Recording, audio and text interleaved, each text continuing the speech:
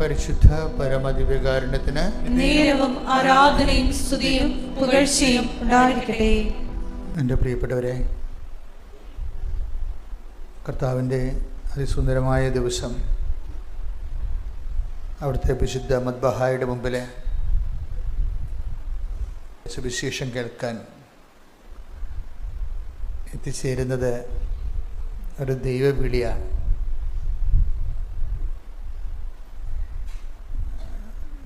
നമ്മുടെ ഉടമ്പടി ധ്യാനത്തിന് 2 ലക്ഷ്യങ്ങളുണ്ട്. അതിലൊന്നാമത്തെ ലക്ഷ്യം നിങ്ങൾ പറയുന്നത് പോലെ പ്രാർത്ഥിച്ചുകൊണ്ടിരിക്കുമ്പോൾ തന്നെ ദൈവാനുഗ്രഹം നേടുക,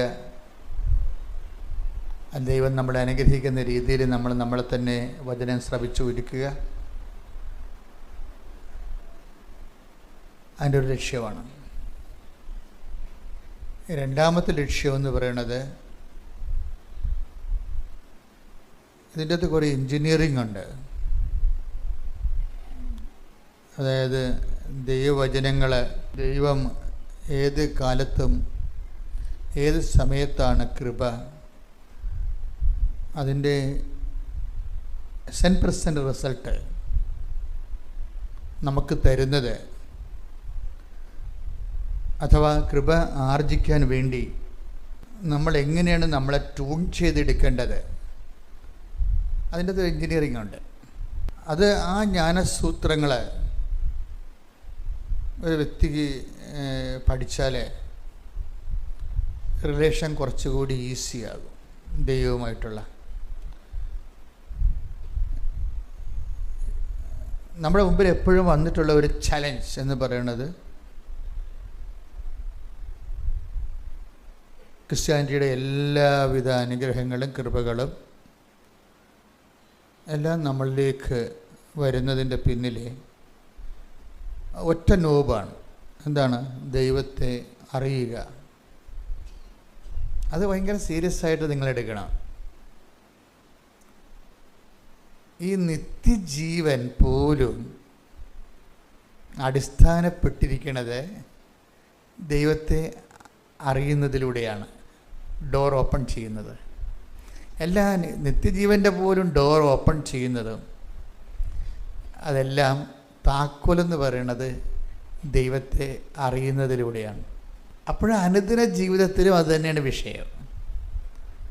അനുദിന ജീവിതത്തിൻ്റെയും തടസ്സങ്ങളെ മാറ്റുന്നതിനും അനുഗ്രഹം പ്രാപിക്കുന്നതിനുമുള്ള താക്കോല് ദൈവത്തെ അറിയുന്നതാണ്. അതാണ് ഞാൻ നിങ്ങളോട് പറഞ്ഞത്. കർത്താവിൻ്റെ വചനം കേൾക്കുമ്പോൾ കഴിഞ്ഞ ദിവസങ്ങളിൽ ഇന്നലെ തൃശ്ശൂരിൽ നിന്ന് അനില എന്നും പറഞ്ഞൊരു ഫിസിയോതെറാപ്പിസ്റ്റ് അവർ ഒരു സാക്ഷ്യം പറഞ്ഞില്ല, ഇന്നലെ പറഞ്ഞു. അപ്പോൾ അവർ പറഞ്ഞത്, ഞാൻ എൻ്റെ അമ്മയുടെ കൂടെയാണ് കൃപാസനത്തിൽ വന്നത്. ഞാൻ ഉടമ്പടിയൊന്നും എടുത്തില്ല. ഞാനൊരു സാധാരണ ധ്യാനകേന്ദ്രം ആണെന്ന് കരുതിയാണ് ഇവിടെ വന്നത്. അപ്പം ഈ പ്രഥമ നോഷൻ, ഫസ്റ്റ് നോഷൻ പലർക്കും അനിലയുടെ ഒരു നിലവാരമായിരിക്കും. ഒരു സാധാരണ ധ്യാനകേന്ദ്രമാണ്. പിന്നീട് കുറച്ചങ്ങോട്ട് ചെന്നപ്പോഴേക്ക് മനസ്സിലായി ഇതൊരു സാധാരണ ധ്യാനകേന്ദ്രമല്ല എന്ന്.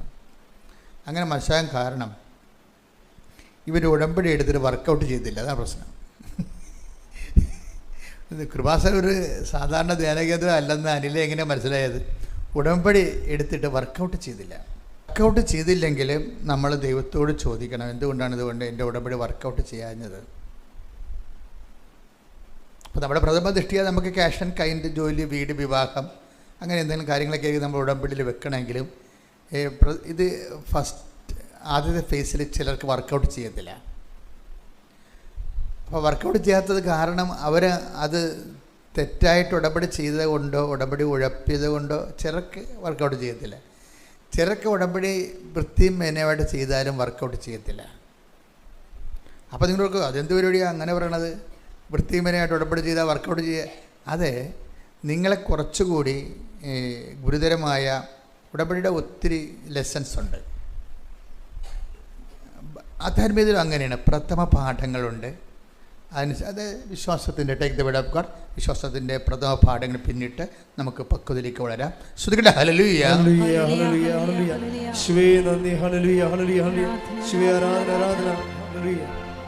ഹെബ്രായർ 6:1. ഹെബ്രായർ 6-ാം അധ്യായം, ഹെബ്രായ ലേഖനം 6-ാമത്തെ 1-ാം വാക്യം. അതിനാൽ ക്രിസ്തുവിന്റെ വചനത്തിന്റെ പ്രഥമ പാഠങ്ങൾ പിന്നിട്ട് നമുക്ക് പക്വതയിലേക്ക് വളരാം. ഈ പ്രഥമ പാഠങ്ങൾ എന്ന് പറയുന്നത് പ്രാർത്ഥിക്കുന്നു, അനുഗ്രഹം പ്രാപിക്കുന്നു, അതാണ് പ്രഥമ പാഠം. കൂടുതൽ കർത്താവ് ഇവരുടെ ഇൻഫ്രാസ്ട്രക്ചർ നോക്കുമ്പോൾ, പരിശുദ്ധാത്മാവ് നിങ്ങളെ വിവേചിക്കുമ്പോൾ കൂടുതൽ പഠിക്കാൻ സാധ്യതയുള്ളവരാണെന്ന് കണ്ടു കഴിഞ്ഞാൽ പ്രഥമ പാഠം തരത്തില്ല, നീ വെയിറ്റ് ചെയ്യാൻ പറയും. അതാ വിഷയം. അല്ല, നിങ്ങളിപ്പോൾ ഒരു ഉടമ്പടി എടുത്ത് അത് അനുഗ്രഹം കിട്ടില്ലെങ്കിൽ 4 കാലം വീണ് ഓടുന്ന പാർട്ടിയാണെങ്കിൽ എന്തെങ്കിലും നക്കാപ്പിച്ച കൊടുത്ത് അവിടെ ഇടുകയേ ഉള്ളൂ. കാര്യം വെച്ച് കഴിഞ്ഞാൽ ഏതായാലും കഷ്ടപ്പെട്ട് ദൈവത്തെ അറിയാൻ വേണ്ടി ഒരു ജീവിതത്തിൻ്റെ കണ്ണീർ കാലത്ത് വന്നില്ലേ, അത് നിനക്ക് മുമ്പോട്ട് പഠിക്കാനുള്ള ബുദ്ധിയൊന്നുമില്ല. അപ്പോൾ അതുകൊണ്ട് അത്യാവശ്യം അനുഗ്രഹങ്ങളെ കൊടുത്തിട്ട് ഇതാണ് നിൻ്റെ വഴി, ഇവിടം വരെയാണെന്ന് പറയും. പക്ഷേ നിനക്ക് പഠിക്കണമെന്ന് സാധ്യതയുള്ളത് ഉള്ളിൽ ദൈവസ്നേഹം ഉണ്ടാവും, പ്രത്യാശ ഉണ്ടാവും. വിശ്വാസം, പ്രത്യാശ, ദൈവസ്നേഹം. അപ്പം അങ്ങനെയൊക്കെ ദൈവാത്മാവ് സാധ്യത പരിശോധിച്ച് കഴിഞ്ഞാൽ ആദ്യത്തെ കാലത്ത് അടയാളങ്ങൾ കുറയും. അപ്പോൾ എന്നിട്ട് ഈ അടയാളം കുറയുമ്പോൾ ഇവർക്ക്, ഈ അടയാളം കുറയുന്നവർക്ക് 90% പേർക്ക് പ്രശ്നങ്ങളൊന്നുമില്ല. അവർക്ക് അറിയാം ഇന്നല്ലെങ്കിൽ നാളെ സമയം ആകുമ്പോൾ ദൈവം തങ്ങളുടെ കാര്യത്തിൽ തീരുമാനം ഉണ്ടാകും. കാരണം ദൈവത്തിനുള്ള വിഷയം എന്ന് പറയുന്നത് എല്ലാം സാധ്യമാണ്. ദൈവത്തിന് എല്ലാം സാധ്യമാണ്, പക്ഷേ എല്ലാം ഈസി അല്ല. അപ്പോൾ നിങ്ങളവർക്ക് ഇത് എന്നാ പരിപാടിയോ അച്ഛൻ ഈ പറയണമെന്ന് ചോദിക്കും. അത് നിങ്ങൾ വളരെ ശ്രദ്ധിച്ച് കേൾക്കണം, അച്ഛനെ കേൾക്കണം. ദൈവത്തിന് എല്ലാം സാധ്യമാണെന്നേ പറഞ്ഞിട്ടുള്ളൂ, പക്ഷേ എല്ലാം ലളിതമാണെന്ന് പറഞ്ഞിട്ടില്ല. അച്ഛൻ പറഞ്ഞ മനസ്സിലായ? അതായത് എല്ലാം സാധ്യമാണ്. ശ്രദ്ധിക്കട്ടെ. ഹല്ലേലൂയ. യേശുവേ നന്ദി. ഹല്ലേലൂയ, ഹല്ലേലൂയ, ഹല്ലേലൂയ. യേശുവേ ആരാധന, ആരാധന, ആരാധന, ആരാധന. ഹല്ലേലൂയ, ഹല്ലേലൂയ, ഹല്ലേലൂയ, ഹല്ലേലൂയ. യേശുവേ മഹത്വം, മഹത്വം, മഹത്വം. ഒരുമിച്ച് പാടാം. സന്തോഷത്തോടെ പാടുക, സ്നേഹത്തോടെ ആരാധിക്കുക. ധന്യമായൊരു പ്രഭാതത്തിലേക്ക് യേശുവിന്റെ നാമത്തിൽ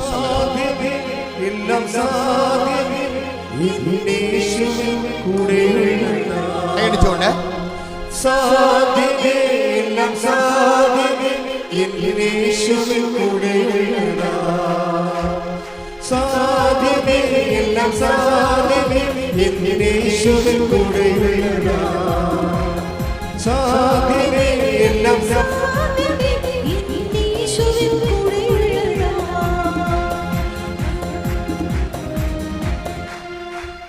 മത്തായി 19:26. മത്തായി 19:26. ദൈവത്തിന് എല്ലാം സാധ്യമാണ്.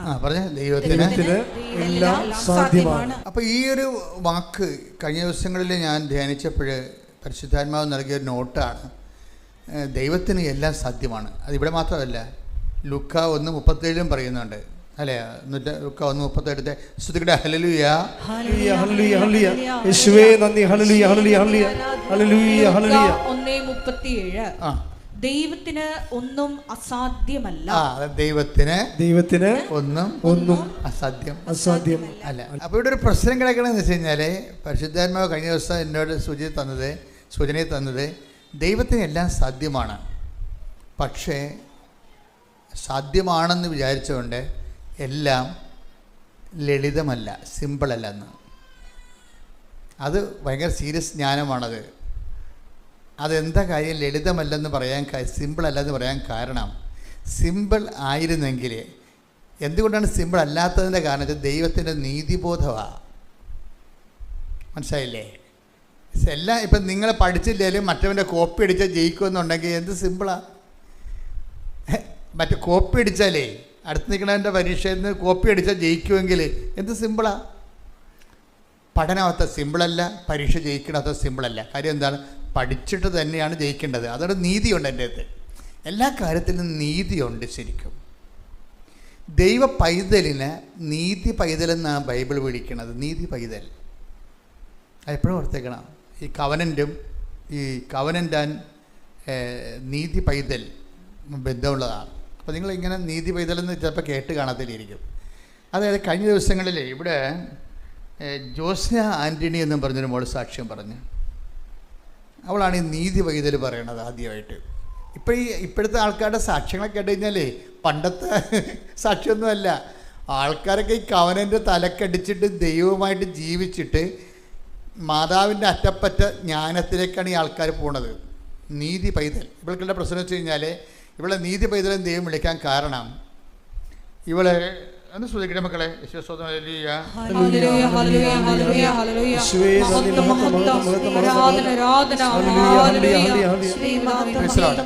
ഇവിടെ മെഡിക്കലിന് ഫിറ്റല്ല ആളെ, അതാണ് പ്രശ്നം. മെഡിക്കലിന് വെച്ച് കഴിഞ്ഞാൽ നട്ടലിനൊരു വളവുണ്ട്, എക്സ്റേയിലും ആ വളവുണ്ട്. അപ്പോൾ അങ്ങനെ വന്നപ്പോഴേ ഇനി ഇവൾക്ക് കയറിപ്പോണമെന്നുണ്ടെങ്കിൽ മൂന്നാമത്തെ മെഡിക്കൽ വരണം. ആ മെഡിക്കലിന് പോകാൻ നേരത്ത് ജോസ്ന ആൻ്റണി പരിശുദ്ധാത്മാവ്, ഈ പരിശുദ്ധാത്മാവ് നിറയുമ്പോൾ ഉണ്ടാകുന്നൊരു ഗുണം, ഈ വേൾഡിലി ആയിട്ടുള്ള വിഷയങ്ങളിൽ നിന്ന് നമ്മളെ തെറ്റിച്ചിട്ട് ആധ്യാത്മികത ആ ഒരു റേഞ്ചിലേക്ക് നമ്മളെ കൊണ്ടുവരും. അപ്പോൾ ജോസ്ന മെഡിക്കലിൽ നിൽക്കുകയാണ്. അവളുടെ ലൈഫ് ഒന്നെങ്കിൽ സ്ഥലം നോയാകാൻ പോവുകയും, ഒന്നെങ്കിൽ അവൾ രക്ഷപ്പെട്ട് കയറിപ്പോകും, അല്ലെങ്കിൽ ഇതിനാലെ അവളുടെ ജീവിതം ഒടുങ്ങും. അപ്പോൾ ലാസ്റ്റ് ഓപ്ഷനിൽ നിൽക്കുമ്പോൾ ഇവൾ പറയുന്ന ഒരു ജ്ഞാനമുണ്ട്. കർത്താവേ, ഞാൻ എൻ്റെ ജീവിതത്തിൻ്റെ ലാസ്റ്റ് തിരഞ്ഞെടുപ്പ് നിൽക്കുകയാണ്. ചിലപ്പോൾ ഞാൻ മെഡിക്കലിനെ തോക്കും, ഞാൻ ഔട്ടാകും. ചിലപ്പോൾ ഞാൻ മെഡിക്കലിനെ ജയിക്കും, ഞാൻ കയറിപ്പോകും. പക്ഷെ ഒരു കാര്യം നമ്മൾ തമ്മിലൊരു ധാരണ വേണം. ഞാൻ നേരത്തെ ഒപ്പിട്ട് തരികയും ഞാൻ തോറ്റാലും ജയിച്ചാലും നമ്മൾ തമ്മിലുള്ള റിലേഷൻ ഒരു കുഴപ്പമുണ്ടാകത്തില്ല. ഇതാണ് കവനൻ്റെ റിലേഷനിൽ കയറിപ്പോണത്. അവരുടെ ദൈവമായിട്ടുള്ളൊരു ബന്ധത്തെ ഒരിക്കലും ഒരു മെറ്റീരിയൽ ബെനഫിറ്റ്സുമായിട്ട് ആണ് നമ്മൾ ഉടമ്പടിയുടെ ആദ്യ കാലങ്ങളിൽ അങ്ങനെയാണ് മനുഷ്യൻ ദൈവാനുഗ്രഹത്തെ നമുക്ക് ലഭിക്കുന്ന ഫിസിക്കൽ ബെനഫിറ്റ്സുമായിട്ട് നമ്മൾ ലിങ്ക് ചെയ്യും. എന്നുവെച്ചാൽ ഭൗതികമായ ആനുകൂല്യങ്ങളുമായിട്ട് നമ്മൾ ദൈവത്തിനെ ലിങ്ക് ചെയ്യും. ഈ ലിങ്ക് ചെയ്യുന്ന തൊടൽ ഇവിടെ പൊട്ടിച്ച് കളയും. മെഡിക്കലിൽ നിൽക്കുകയാണ്, കർത്താവ് എൻ്റെ ഒരു ബോഡി വളവുണ്ടെന്ന് എനിക്കറിയാം, ഐ നോ ഇറ്റ്. എൻ്റെ നട്ടലിന് വളവുണ്ടെന്ന് എനിക്കറിയാം, ആ മെഡിക്കലി പ്രൂവ് ചെയ്ത കാര്യമാണ്, എൻ്റെ എക്സ്റേ എൻ്റെ കയ്യിലുണ്ട്. പക്ഷേ എനിക്ക് കയറിപ്പോയിരിക്കാൻ പറ്റത്തുമില്ല. പക്ഷേ ഞാൻ മെഡിക്കലിൽ ചിലപ്പോൾ ജയിക്കും, ചിലപ്പോൾ തോക്കും. പക്ഷെ ഒരു കാര്യം നമ്മൾ തമ്മിൽ നേരത്തെ ഒരു ധാരണ വേണം. എന്താണ്? ഞാൻ തോറ്റാലും നമ്മൾ തമ്മിലുള്ള റിലേഷന് ഒരു കുഴപ്പം ഉണ്ടാകത്തില്ലെന്ന്. അത് പരിശുദ്ധാത്മാവ് ഉണ്ടെങ്കിൽ മാത്രമേ അങ്ങനെ ഒരു നിലപാട് നേരത്തെ ഒരു മുൻകൂർ ജാമ്യം എടുക്കുകയും. കാര്യം ഇതിനെന്ന് വെച്ചാൽ ഒരു 10-75 മാർക്കുണ്ട് ഈ ഒറ്റ ഉത്തരത്തിന് 75 മാർക്കാണ്. എന്ന് വെച്ച് കഴിഞ്ഞാൽ ഇവിടെ നേരത്തെ പറയുകയാണ്, നമ്മൾ ഈ വിഷയത്തിൽ ഞാൻ ജീവിതത്തിൽ തോറ്റാലും നമ്മൾ തമ്മിലുള്ള റിലേഷനെ ഇത് ബാധിക്കുന്നതല്ല.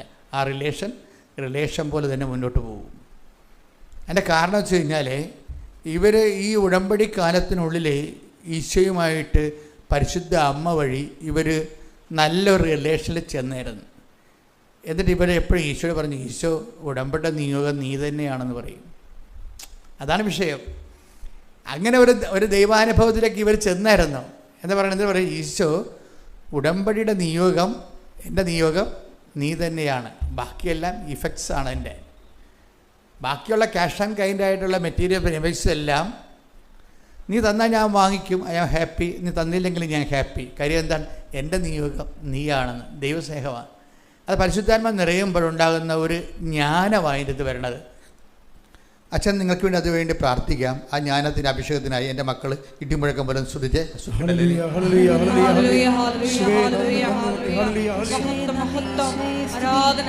കർത്താവിന്റെ ഉന്നതമായ നാമത്തിന് സ്വസ്ഥം ചെയ്യുന്നു.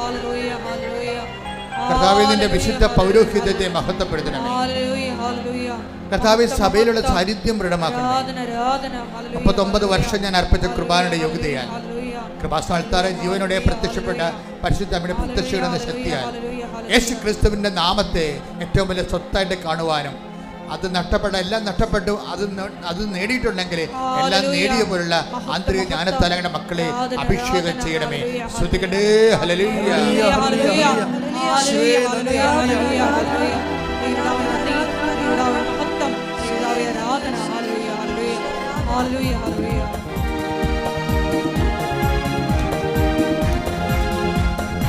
അസാധ്യമായിരിക്കുന്നുമില്ല എന്നെ ശക്തനാക്കുന്നവൻ മുഖായിരം. അസാധ്യമായിരിക്കുന്നുമില്ല എന്നെ ശക്തനാക്കുന്നവൻ മുഖായിരം. ബുദ്ധിമുട്ടുകളാലെ എന്നെ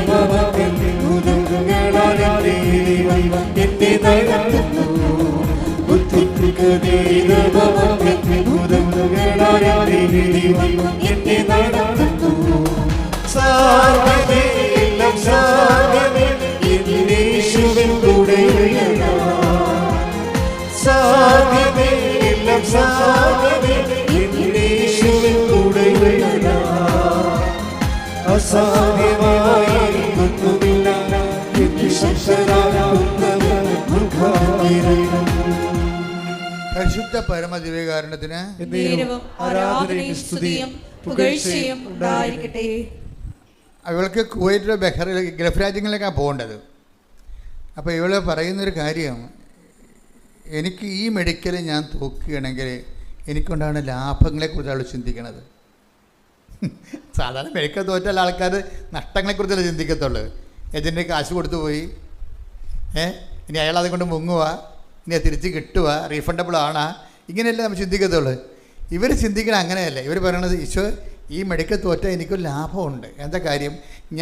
എനിക്ക് നാട്ടിൽ നിന്ന് ഒരു കുർബാന കൂടുതൽ കൂടാവുന്ന, ഇതാണ് വിഷയം. കാര്യം ഇവർ പോണ രാജ്യത്ത് കുർബാനയില്ല. അപ്പം അവർ പറയണത്, ഞാൻ ഒരു ദിവസം കൂടുതലാണ് ഇവിടെ നിൽക്കണമെങ്കിൽ എനിക്കെന്താ നേട്ടം? എനിക്ക് ഒരു കുർബാന കൂടുതൽ കൂടാം. അപ്പോൾ ഇവർ തമ്മിലുള്ളൊരു ബന്ധവും റിലേഷനും ഒക്കെ വേറെ ലെവലിലേക്ക് പോവുകയാണ്. ഇനി രസം എന്താ വെച്ച് കഴിഞ്ഞാൽ, ഇവർക്ക് സങ്കടം വരുമ്പോൾ ഇവളെന്ത് ചെയ്യുന്നത് വെച്ച് കഴിഞ്ഞാൽ, പുറയിൽ മാതാവിൻ്റെയും ഈശോൻ്റെ രൂപത്തിൻ്റെ പറയുന്നിട്ട് ഇവർ സെൽഫി എടുക്കും ഇങ്ങനെ. അതാണ് വിഷയം. നമ്മളെ കൂട്ടുകാരുമായിട്ടല്ല സെൽഫി എടുക്കുന്നത്. അതായത് ദൈവസ്നേഹത്തിൻ്റെ വ്യത്യസ്തമായ ലെവലാണ് ഈ ലെവൽ. അതായത് ആധുനിക കാലത്ത് മനുഷ്യൻ ആധുനികമായ സംവിധാനങ്ങളോട് ജീവിക്കുമ്പോൾ അതിനെ എങ്ങനെയാണ് അവരുടെ ആ റിലേഷനെ സ്ഥിരീകരിക്കുന്നതിന് വേണ്ടി ഉപയോഗിക്കുന്നത്. അപ്പോൾ ഒറ്റയ്ക്കിരിക്ക് സങ്കടം വിഷം വരുമ്പോൾ ഈ പണ്ടെടുത്ത സെൽഫി എടുത്ത് നോക്കും. ഇപ്പം ഇങ്ങനെ വരുമ്പോൾ ദൈവത്തിന് മനസ്സിലാകും നമ്മളിങ്ങനെ റിലേഷനിലാണെന്ന് മനസ്സിലാകും. അതാണ് വിഷയം. ദൈവമായിട്ട് റിലേഷനിലായ മാത്രമേ വിശുദ്ധിയിൽ വളരാൻ പറ്റത്തുള്ളൂ. കാര്യം വെച്ചാൽ നമ്മൾ സ്നേഹിക്കുന്ന ആളുമായിട്ട് ടേംസ് ആകാൻ എപ്പോഴും നമ്മൾ നോക്കത്തുള്ളൂ. ഇപ്പോൾ ഈ വിശുദ്ധിയുടെ മാനദണ്ഡം നമ്മൾ ദൈവസ്നേഹമാണ് ശരിക്കും പറഞ്ഞാൽ. എപ്പോഴും നമ്മൾ ഓർത്തേക്കണം. ഒരു വ്യക്തിക്ക് വിശുദ്ധി ഉണ്ടാകണമെന്ന് പറഞ്ഞു കഴിഞ്ഞാൽ വിശുദ്ധിയെ അല്ല നമ്മൾ ഫോക്കസ് ചെയ്യേണ്ടത്. വിശുദ്ധിയെ ഫോക്കസ് ചെയ്താൽ നമ്മുടെ കൂദാശകളും കാറ്റക്കിസമൊക്കെ ചില സമയത്തെങ്കിലും ടെക്നിക്കലായിട്ട് വിശുദ്ധിയിൽ നിലനിൽക്കാൻ വേണ്ടിയുള്ള ഒരു സാങ്കേതിക ജ്ഞാനമാണെന്ന് അറിയണമെന്ന് എനിക്ക് തോന്നിയിട്ടുണ്ട്. സാങ്കേതിക ജ്ഞാനത്തേക്കാൾ ഉപരി ആത്മബന്ധത്തിൻ്റെ ഒരു സ്വകാര്യ ജ്ഞാനം, സ്നേഹജ്ഞാനമുണ്ട്. അതെന്ന് പറയുന്നത് ഈ ദൈവസ്നേഹത്തിലൂടെയാണ് വിശുദ്ധി വർദ്ധിപ്പിക്കുന്നത്. അപ്പം നമ്മൾ വിശുദ്ധിയെ അല്ല ഫോക്കസ് ചെയ്യേണ്ടത്. നമ്മൾ ഫോക്കസ് ചെയ്യേണ്ടത് ആരാണ്? കർത്താവിൻ്റെ ആത്മബന്ധമാണ് ഉണ്ടാക്കേണ്ടത്. ആത്മബന്ധം ഈശോയുമായിട്ട് ഉണ്ടായാൽ ഓട്ടോമാറ്റിക്കായിട്ട് വിശുദ്ധി ഉണ്ടാകും. കാര്യം വിശുദ്ധി എന്ന് പറയണത്, ഹോളിനെസ് എന്നൊക്കെ പറയണത് ദൈവസ്നേഹത്തിൽ നിന്ന് സ്നേഹം ഉണ്ടാകുമ്പോൾ അതിൻ്റെ പ്രോഡക്റ്റായിട്ട് ഉൽപ്പന്നമായിട്ട് വരണതാണ് ഈ വിശുദ്ധി എന്ന് പറയണത്. അപ്പോൾ ദൈവസ്നേഹമാണ് വിഷയം. അപ്പോൾ ദൈവസ്നേഹത്തിനുള്ള ഗുണം, ദൈവസ്നേഹത്തിൻ്റെ കറക്റ്റ് അനുഭവത്തിലേക്ക് ഉടമ്പടിയുടെ ശരിക്കും പക്കാ നിയോഗം എന്ന് പറയുന്നത് ദൈവസ്നേഹമാകണം. ഇന്നല്ലെങ്കിൽ നാളെ ആകണം മക്കളെ. ചിലപ്പോൾ ആദ്യകാലങ്ങളാകാൻ നിങ്ങൾക്ക് പറ്റത്തില്ല. കാര്യം നിങ്ങൾ ചൂടുവെള്ളത്തിൽ നിൽക്കുന്ന ആളാണ്. ചൂടുവെള്ളത്തിൽ നിൽക്കുന്ന ആൾ അല്ലെങ്കിൽ ഒരു വറുത്ത മണ്ണിൽ നിൽക്കുന്ന ആളാണ്. അവർ പ്രഥമമായിട്ട് എന്താണ് ഫസ്റ്റ് എയ്ഡ് എന്താണ്? ആ മണ്ണിൽ നിന്ന് മാറ്റുക എന്നുള്ളതാണ് ഫസ്റ്റ് എയ്ഡ് അല്ലേ? ചൂടുവെള്ളത്തിൽ നിൽക്കുകയാണെങ്കിൽ അവിടുന്ന് മാറുക എന്നുള്ളതാണ് ഫസ്റ്റ് എയ്ഡ്. അത് ഉടമ്പടി ഫസ്റ്റ് എയ്ഡ് നടക്കും. പക്ഷേ ഇവിടെ എന്ത് സംഭവിക്കണമെന്ന് വെച്ച് കഴിഞ്ഞാൽ, ഉടമ്പടി വരുമ്പോൾ തന്നെ നിങ്ങൾ ഈ ഫസ്റ്റ് എയ്ഡ് കൊണ്ട് തൃപ്തിപ്പെടുന്നവരാണ് ഒരു 10-60% ആൾക്കാർ. എന്നുവെച്ചാൽ ആ വസ്തു വിറ്റാൽ ഓക്കെയാണ്, തീർന്ന പരിപാടി. ഇപ്പം അനില അങ്ങനെയല്ല പറയണത്. അനില ഉടമ്പടി എടുത്തുമ്പോൾ ആദ്യം ഞാൻ 90 ദിവസത്തെ പരിപാടിയല്ലേ ഉള്ളൂ. 90 ദിവസം കഴിയുമ്പോൾ പിന്നെ ആ റിലേഷൻ എനിക്ക് പഴയതുപോലെ ആകാവില്ല എന്ന് വിചാരിക്കും. ഇത് അനില മാത്രമല്ല, എല്ലാവരുടെ മനസ്സിലുള്ള ഒരു മനസ്സിരിപ്പാണ്. 90 ദിവസത്തെ പരിപാടിയിലേ ഉള്ളൂ. ജയിച്ചാലും തോറ്റാലും നമുക്ക് പുറത്തു വരാനില്ല എന്ന് പറ്റും. പക്ഷെ 90 ദിവസത്തെ പരിപാടി അല്ല ഇത്. സത്യസന്ധമായിട്ട് ദൈവത്തെയാണ് നീ അന്വേഷിക്കണമെങ്കിൽ ഇത് ലൈഫ് ലോങ് ആയിട്ടുള്ള കമ്മിറ്റ്മെൻറ്റാണ്. എന്താ കാര്യം? ഈ ദൈവസ്നേഹം എന്ന് പറഞ്ഞാൽ എന്തുമാത്രം ഉണ്ടെന്ന് നമുക്കറിയാൻ പറ്റത്തില്ല. പൗലോസ് ഈ ദൈവസ്നേഹം അനുഭവിച്ചിട്ട് പറഞ്ഞത്, ഈ ആപത്ത് വന്നാലും ഐ ഡോണ്ട് മൈൻഡ് എന്ന് പറയും, നഷ്ടം വന്നാലും ഐ ഡോണ്ട് മൈൻഡ്. കർത്താവിൻ്റെ സ്നേഹത്തിൽ നിന്ന് ആർക്ക് എന്നെ വേർപെടുത്താൻ കഴിയും? ആ take the word of God. 8:35 ശ്രുതികട. ഹല്ലേലൂയ ഹല്ലേലൂയ ഹല്ലേലൂയ ഹല്ലേലൂയ ഹല്ലേലൂയ. യേശുവേ ആരാധന ആരാധന ആരാധന. ഹല്ലേലൂയ ഹല്ലേലൂയ ഹല്ലേലൂയ ഹല്ലേലൂയ. യേശുവേ നന്ദി നന്ദി. ഹല്ലേലൂയ ഹല്ലേലൂയ ഹല്ലേലൂയ. റോമ 8:35. റോമ 8:35. ക്രിസ്തുവിന്റെ സ്നേഹത്തിൽ നിന്ന് ക്രിസ്തുവിന്റെ സ്നേഹത്തിൽ നിന്ന് ആര് നമ്മെ വേർപെടുത്തും? ആര് നമ്മെ വേർപെടുത്തും? ക്ലേശമോ ക്ലേശമോ ദുരിതമോ ദുരിതമോ പീഡനമോ പീഡനമോ പട്ടിണിയോ നഗ്നതയോ ആപത്തോ വാളോ. അപ്പോൾ ഇതിൻ്റെ പ്രശ്നം എന്ന് വെച്ചാൽ, നിങ്ങൾ ഓർക്കും ഇതെല്ലാമാണ് സാധാരണഗതിയിൽ ദൈവത്തെ മനുഷ്യനിൽ നിന്ന് വേർപെടുത്തുന്നത്. ദൈവത്തെ മനുഷ്യനിൽ നിന്ന് വേർപെടുത്തുന്നതും മനുഷ്യനെ നിരീശ്വരന്മാരാക്കുന്ന സാധനമാണ് ഇതെല്ലാം. ഈ നിരീശ്വരവാദം വന്നതെങ്ങനെ ഇവിടെ? ഇതുപോലെയുള്ള നെഗറ്റീവ് എക്സ്പീരിയൻസ് ആൾക്കാർക്ക് ഉണ്ടാകുമ്പോഴാണ് ഇത് വരുന്നത്. എന്തൊക്കെയുണ്ട്? ഈ നിരീശ്വരവാദമോ അല്ലെങ്കിൽ ഈശ്വര വിശ്വാസക്കുറവോ വിശ്വാസ അപാചയം വരണ കാര്യങ്ങൾ എന്തൊക്കെയാണെന്ന് നോക്കിയേ, ഒന്ന് വായിച്ച്. ക്ലേശങ്ങൾ വരുമ്പോൾ വിശ്വാസം തന്നു പോകും ശരിക്കും. അപ്പോൾ അത് അധർമ്മം വർദ്ധിക്കുമ്പോൾ, ക്ലേശം എന്ന് വെച്ച് കഴിഞ്ഞാൽ പലതും കൊണ്ടും ഉണ്ടാകല്ല, അധർമ്മം കൊണ്ടും ഉണ്ടാകാം. അധർമ്മം വർദ്ധിക്കുമ്പോൾ, അധർമ്മം വർദ്ധിക്കുമ്പോൾ ശ്രുതികട. ഹല്ലേലൂയ ഹല്ലേലൂയ ഹല്ലേലൂയ ഹല്ലേലൂയ. യേശുവേ നന്ദി. ഹല്ലേലൂയ ഹല്ലേലൂയ. യേശുവേ ആരാധന ആരാധന. യേശുവേ ആരാധന ആരാധന. ഹല്ലേലൂയ ഹല്ലേലൂയ ഹല്ലേലൂയ. എന്നെ കുരിശോളം വലുതാക്കണേ, നിന്റെ സ്നേഹത്തിൽ നിഴലാക്കണേ. എന്നെ കുരിശോളം വലുതാക്കണേ, നിന്റെ സ്നേഹത്തിൽ നിഴലാക്കണേ. മത്തായി 24:12. മത്തായി 24:12. അധർമ്മം വർദ്ധിക്കുന്നതിനാൽ പലരുടെയും സ്നേഹം തണുത്തു പോകും. പലരുടെയും എന്നല്ല, എല്ലാവരുടെയും എന്ന് പറഞ്ഞിട്ടില്ലേ?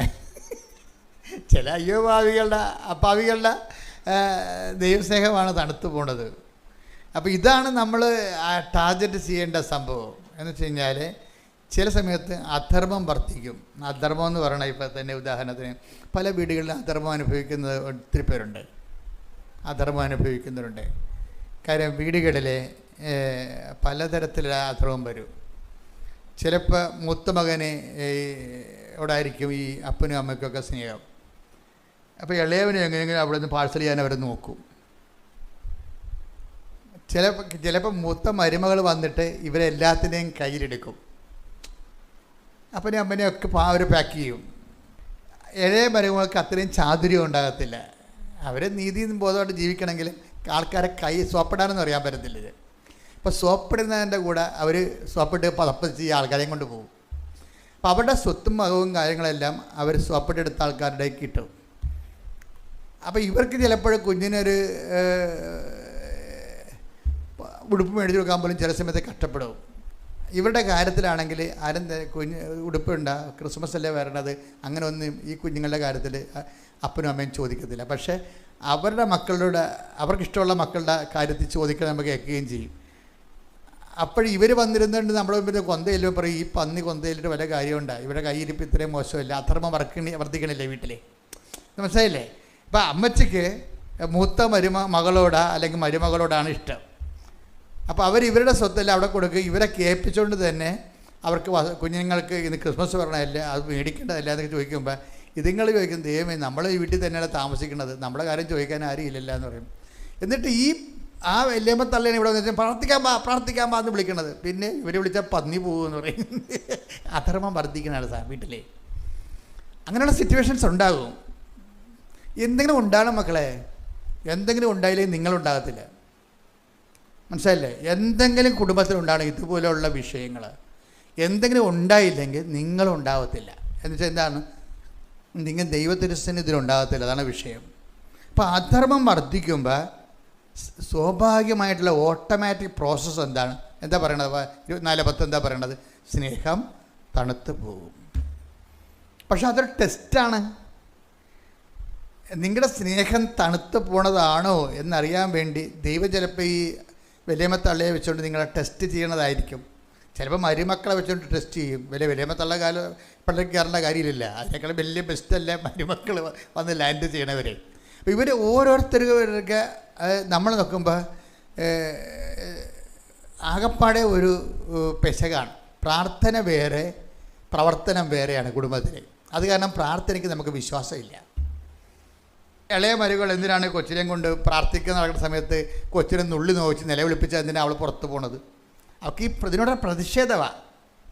ഇളയ മരുമകളെ ആ കൊച്ചിനെങ്ങനെ പാൽ കൊടുത്ത് വെറുതെ പുറകെ കിടന്ന കൊച്ചിനെ എടുത്ത് നുള്ളു ഇരുട്ടത്ത് വെച്ചിട്ടുണ്ട്. അവരുടെ കാഹിന്ന് പറഞ്ഞാൽ നിലവിളിക്കും. ഉടനെ ഓരോരോ പറഞ്ഞ് ഇവൾ ചാടി പുറത്ത് വീഴും. അവളുടെ മനസ്സിരിക്കണത് എന്തിനാണ്? ഈ പണ്ടാരത്തിലൂടെ പ്രാർത്ഥിക്കണ നല്ലത്, ഒറ്റക്ക് പ്രാർത്ഥിക്കണം എന്ന് വിചാരിക്കും. അധർമ്മം വർദ്ധിക്കുന്നുണ്ട. അത് വർദ്ധിപ്പോൾ ദൈവസ്നേഹം തണുത്തു പോവുകയാണ്. ഇത് കുറേ മനുഷ്യരുടെ പ്രശ്നമാണ്. എന്ന് വെച്ചാൽ നിങ്ങളുടെ പല ദൈവസ്നേഹവും അളക്കണതും തൂക്കണതും അത് വെരിഫൈ ചെയ്യണതെല്ലാം വീട്ടിലുണ്ടാകുന്ന ചില ചിലവർ ഇവരെന്തിനാണ് കുർബാന സ്വീകരിക്കണത്? ഇവർ വീട്ടിൽ വന്ന് കാണിക്കുന്ന കാട്ടായം കണ്ടു കഴിഞ്ഞാൽ ദൈവം പോലും ആ നാട്ടിൽ നിന്ന് ഓടിക്കളയെന്ന് പറയും. കാര്യം ശരിയാണ്. അതുകൊണ്ട് തന്നെയാണ് പല ആൾക്കാരുടെയും വിശ്വാസം തണുത്തു പോയിരിക്കുന്നത്. വീട്ടിൽ കാണിക്കുന്ന അപ്പം നിങ്ങൾ ഉടമ്പടിയിലാകുമ്പോൾ എപ്പോഴും വിഷയം എന്ന് വെച്ചാൽ ഉടമ്പടിയിലൊരു വാക്കുണ്ട്, യശ്രൂം. കഴിഞ്ഞ ദിവസങ്ങളിലെ ജോസ്നയുടെ സാക്ഷ്യങ്ങളാണത് ഞാൻ കണ്ടത്. ഞാൻ മുമ്പ് പറഞ്ഞ പോലെ മെഡിക്കലിൽ നിൽക്കുകയാണ്. ആദ്യത്തെ മെഡിക്കൽ പൊട്ടിപ്പോയി, നടുവ് വളഞ്ഞിരിക്കുകയാണ്, എല്ല് വളഞ്ഞിരിക്കുകയാണ്, പൊട്ടിപ്പോയി. ആ പൊട്ടിയ വളഞ്ഞ നടുവെല്ലും കൊണ്ട് തന്നെ വീണ്ടും മെഡിക്കലിൽ നിൽക്കുമ്പോൾ കർത്താവ് അവളോട് കുറേ വാക്കുകൾ പറയും. കർത്താവിനോട് അവൾ ആദ്യം പറയുന്നത് എന്താണെന്ന് വെച്ച് കഴിഞ്ഞാൽ, ജീസസ്, ഞാൻ എൻ്റെ ജീവിതത്തിൻ്റെ ഒരു ലാസ്റ്റ് ഓപ്ഷനിൽ നിൽക്കുകയാണ്. ചിലപ്പോൾ ഞാൻ കയറിപ്പോവും, ചിലപ്പോൾ ഞാൻ വീണു പോകും. ഒരു കാര്യം നമ്മളൊരു ധാരണ വേണം, ഞാൻ തോറ്റാലും വീണാലും നമ്മൾ തമ്മിലുള്ള സ്നേഹത്തിന് യാതൊരു ഉടച്ചിലും ഉണ്ടാകത്തില്ല, ഒരു പോറൽ പോലും ഏൽക്കത്തില്ലെന്ന് പറയും. അപ്പോഴുടനെ പരിശുദ്ധാത്മാവ് ഇവിടെ നാവിലേക്ക് പറയും, ഭയങ്കര ഒരു വചനം കൊടുക്കും. അഭിഷേക വചനമെന്ന് പറയും. അത് ഈ ജീവിതത്തിൽ 1-2 അഭിഷേക വചനങ്ങളെങ്കിലും നമുക്ക് കിട്ടണം. അത് അഭിഷേകം എന്ന് വെച്ച് കഴിഞ്ഞാൽ ഡേഞ്ചറസ് പോയിന്റിൽ ദൈവം നൽകുന്ന ഒരു കൈ ഇങ്ങനെ. ഇപ്പം നമ്മൾ ചെളിയിൽ മുങ്ങിപ്പോവുകയാണെന്ന് വിചാരിച്ചോ, നമ്മുടെ ചുറ്റും ആരുമില്ല, അപ്പോഴാണ് ഒരു കൈ നീണ്ട് വന്നതെന്നുണ്ടെങ്കിൽ ആ കൈയൊക്കെ നമ്മൾ പിടിക്കത്തില്ലേ? അതുപോലെയാണ് ഈ അഭിഷേക വചനത്തിൻ്റെ സംഭവം. ഇവളുടെ സത്യസന്ധത ഡിക്ലെയർ ചെയ്ത്, എന്താണ്, എൻ്റെ നടുവെല്ല് വളഞ്ഞിരിക്കണം എനിക്കറിയാം, അപ്പം ഞാൻ മെഡിക്കലിന് തോക്കുമെന്ന് എനിക്കറിയാം. പക്ഷെ അങ്ങനെ തോറ്റാലും ഒരു കാര്യം സത്യമാണെന്ന് എനിക്കറിയാം, എന്താണ്, നമ്മളുടെ റിലേഷന് ഒരിക്കലും ഒരു ഉടച്ചിൽ വരുത്തില്ലെന്ന് പറയും. ഇത് വരുമ്പോൾ ഇവളെ കർത്താവ് യശ്രൂവെന്ന് വിളിക്കും. യശ്രൂം എന്താ അർത്ഥം? എന്താ? എന്നിട്ട് ഇവളോട് പണ്ട് ഇവൾ പഠിച്ച വചനം ആത്മാവ് തിരിച്ചു കൊണ്ടുവന്ന് കൊടുക്കും. എന്താ പറയുന്നത്? അത് ഭയങ്കര രസമാണ് കേൾക്കാൻ. നിയമാവർത്തനത്തിൻ്റെ 33:26 എടുത്തേ. സ്തുതിയുടെ ഹല്ലേലൂയ, ഹല്ലേലൂയ, ഹല്ലേലൂയ, ഹല്ലേലൂയ. യേശുവേ നന്ദി. ഹല്ലേലൂയ, ഹല്ലേലൂയ, ഹല്ലേലൂയ. നിയമാവർത്തനം 33:26. യശ്രൂൺ, നിന്റെ ദൈവത്തെ പോലെ ആരുമില്ല. അതാണ് സംഭവം. ദൈവത്തിനൊന്നും അസാധ്യമല്ല എന്ന് പറയുന്നതിന് പകരം പറയണം, യശ്രൂൺ, നിന്റെ ദൈവത്തെ പോലെ ആരുമില്ല. അതിങ്ങനെ പണ്ടെവിടെയോ അവൾ മനസ്സിൽ സൂക്ഷിച്ചൊരു സാധനം ഈ ഒരു ഡേഞ്ചറസ് ജംഗ്ഷനിൽ പരിശുദ്ധാത്മാവ് കൊണ്ടുവന്നൊരു കൈ പോലെ കൊടുക്കുകയും, യശ്രൂൺ, നിന്റെ ദൈവത്തെ പോലെ ആരുമില്ലെന്ന് വെച്ചാൽ നീ ആരെയും ഭയപ്പെടേണ്ട കാര്യമില്ല. പിന്നെ അടുത്ത വചനം എന്താ? നിന്നെ സഹായിക്കാൻ അവിടുന്ന് വിഹായസിലൂടെ മഹത്വപൂർണനായി മേഘത്തിന്മേൽ സഞ്ചരിക്കുന്നു. മേഘത്തിൻ്റെ ചിറകിന്മേൽ സഞ്ചരിക്കുന്നു. അപ്പം ദൈവത്തിൻ്റെ മഹത്വപൂർണനുമായ, ആരാധ്യനായ, അജയനായ, അശരൂഢനായ, മേഘസമാഹകനായി കർത്താവ് വരികയാണ് ഇവിടെ ജീവിതത്തിലോട്ട്. യശ്രോ, നിൻ്റെ ദൈവത്തെ പോലെ ആരുമില്ല. അപ്പം യശ്രൂ എന്ന് വിളിക്കുന്നത് എന്താ കാര്യം? അതൊരു ഓമന പേരായി ശരിക്കും. യശ്രൂ എന്ന് വെച്ച് കഴിഞ്ഞാൽ ഇസ്രയേലിനെ ദൈവം വിളിക്കണ ഓമന പേരാ. എന്ന് വെച്ചാൽ അതിൻ്റെ അകത്ത് കുറേ അർത്ഥങ്ങളുണ്ട്. യേശുക്രിസ്തുവിൻ്റെ വരാനിരിക്കുന്ന യേശുക്രിസ്തുവിൻ്റെ വിശുദ്ധമായ രക്തത്തിൻ്റെ നീതീകരിക്കപ്പെടുകയും ആ വിശുദ്ധ രക്തത്തെ ഓർത്തുകൊണ്ട് നീ നിൻ്റെ ജീവിതത്തെ ക്രമീകരിക്കപ്പെടുകയും ചെയ്യുമ്പോൾ നീ ദൈവത്തിൻ്റെ ഒരു സ്പിരിച്വൽ പേറ്റൻ്റായി മാറുന്നു, ആത്മീയ സ്വത്തവകാശമായി മാറുന്നു. അത് ഭയങ്കര വല്ലാത്തൊരു കൺസെപ്റ്റാണ് യശ്രൂം. ബൈബിളിൽ 2 പ്രാവശ്യം ഈ വാക്ക് ഉപയോഗിച്ചിട്ടുള്ളൂ. എന്ന് വെച്ച് കഴിഞ്ഞാൽ ഓരോ വ്യക്തികളിലും ദൈവം ഉദ്ദേശിക്കുന്നത് നീതീകരിക്കപ്പെട്ട ദൈവ പൈതൽ, നീതി പൈതൽ. അതാണ് ഞാൻ നീതി പൈതൽ എന്ന് തർജ്ജമ ചെയ്തത്. യശ്രൂം, നീതി പൈതൽ. നീതി പൈതൽ എന്ന് പറഞ്ഞാൽ കർത്താവിൻ്റെ വാഗ്ദാനങ്ങളും കർത്താവിൻ്റെ പദ്ധതികളും കർത്താവിൻ്റെ വഴി നടത്തലുകളും അത് നമുക്ക് തിന്മയും അതുപോലെ ക്ലേശങ്ങളും ഉണ്ടാക്കിയാലും പരിശുദ്ധ അമ്മയെപ്പോലെ അത് ദൈവസ്നേഹത്തിൽ നിറഞ്ഞ് ഹൃദയത്തെ സംഗ്രഹിച്ച് ഏതെല്ലാം ക്ലേശങ്ങളെ പോകുമ്പോഴും ആ ലെവൽ ഡാമേജ് ആകാതെ നിർത്തുന്നതാണ് യശ്രൂം, നീതി പൈതൽ എന്ന് പറയുന്നത്. അതാണ് ഇവൾ പറയണത്. ഇവൾ ആദ്യം പറഞ്ഞ ഇതാണ്, എൻ്റെ നട്ടെല്ല് വളഞ്ഞതാണ്, ഞാൻ ഈ മെഡിക്കലിനെ തോക്കും. അങ്ങനെ തോറ്റാലും നമ്മൾ തമ്മിലുള്ള സ്നേഹത്തിന് യാതൊരു പോറലും ഉണ്ടാകത്തില്ല. അപ്പോഴാണ് ദൈവം വിളിക്കുന്നത് യശ്രൂം, ഇതാണ് നീ. എന്താണ്? നീ നിൻ്റെ വിശ്വാസത്താൽ, ആ വിശ്വാസം ഉത്ഭുതമാകുന്ന ദൈവസ്നേഹത്താൽ നീ എന്നെ, അതായത് ആ കൃപയിൽ നിലനിൽക്കാൻ വേണ്ടി നീ ലോകത്തെയും ജീവിതത്തെക്കാളും വലുതായി ദൈവത്തെ കാണുന്നൊരു വ്യക്തിയാണ് നീതി പൈതൽ എന്ന് പറയുന്നത്. ആ നീതി പൈതലാണ് പറയണത്. ഒരു പൗലോസ് അപ്പോസ്തലൻ നീതി പൈതലേക്ക് വരുന്ന ഒരു ദൂരമുണ്ട്. ശരിക്കും ഉടമ്പടിയുടെ ഫ്രൂട്ട്സ് എന്ന് പറയുന്നത് ChatGPT, അതുപോലെ തന്നെ നമ്മൾ ഉപയോഗിക്കുന്ന പെർപ്ലക്സിറ്റി, അങ്ങനെയുള്ള ആപ്പുകളോട് ഞാൻ ചോദിച്ചു വാട്ട് ഈസ് യശ്രൂം എന്ന് ചോദിച്ചു. അപ്പോൾ യശ്രൂം എന്ന് ചോദിക്കുമ്പോൾ അവർ പറയും there is no direct connection between Jeshurun and covenant എന്ന് പറയും. എന്ന് വെച്ച് കഴിഞ്ഞാൽ ഉടമ്പടി എന്ന് പറയുന്നതും യശ്രൂവും തമ്മിൽ ബന്ധമില്ലെന്ന് പറയും. അപ്പോൾ പരിശുദ്ധൻ പറയും യവന്മാർക്ക് അത്രയും അമ്മമാർ പഠിച്ചിട്ടില്ല, ബന്ധമുണ്ടെന്ന് പറയും. എന്താ കാര്യം? ഈ കവനൻ്റ് പോണത് യശ്രൂമിലേക്കാണ് പോണത്. കവനനിലേക്ക് എന്താ വിളിച്ചിരിക്കണത്? അതായത് നമ്മൾ ഓരോരോ കാര്യങ്ങൾ നമ്മുടെ ജീവിതത്തിൻ്റെ സമ്മർദ്ദങ്ങൾ കാരണം കർത്താവിൻ്റെ തിരുസ്ഥാനിൽ കണ്ണീരിൻ്റെ കഥകൾ എഴുതി വെച്ചിരിക്കുകയാണ്.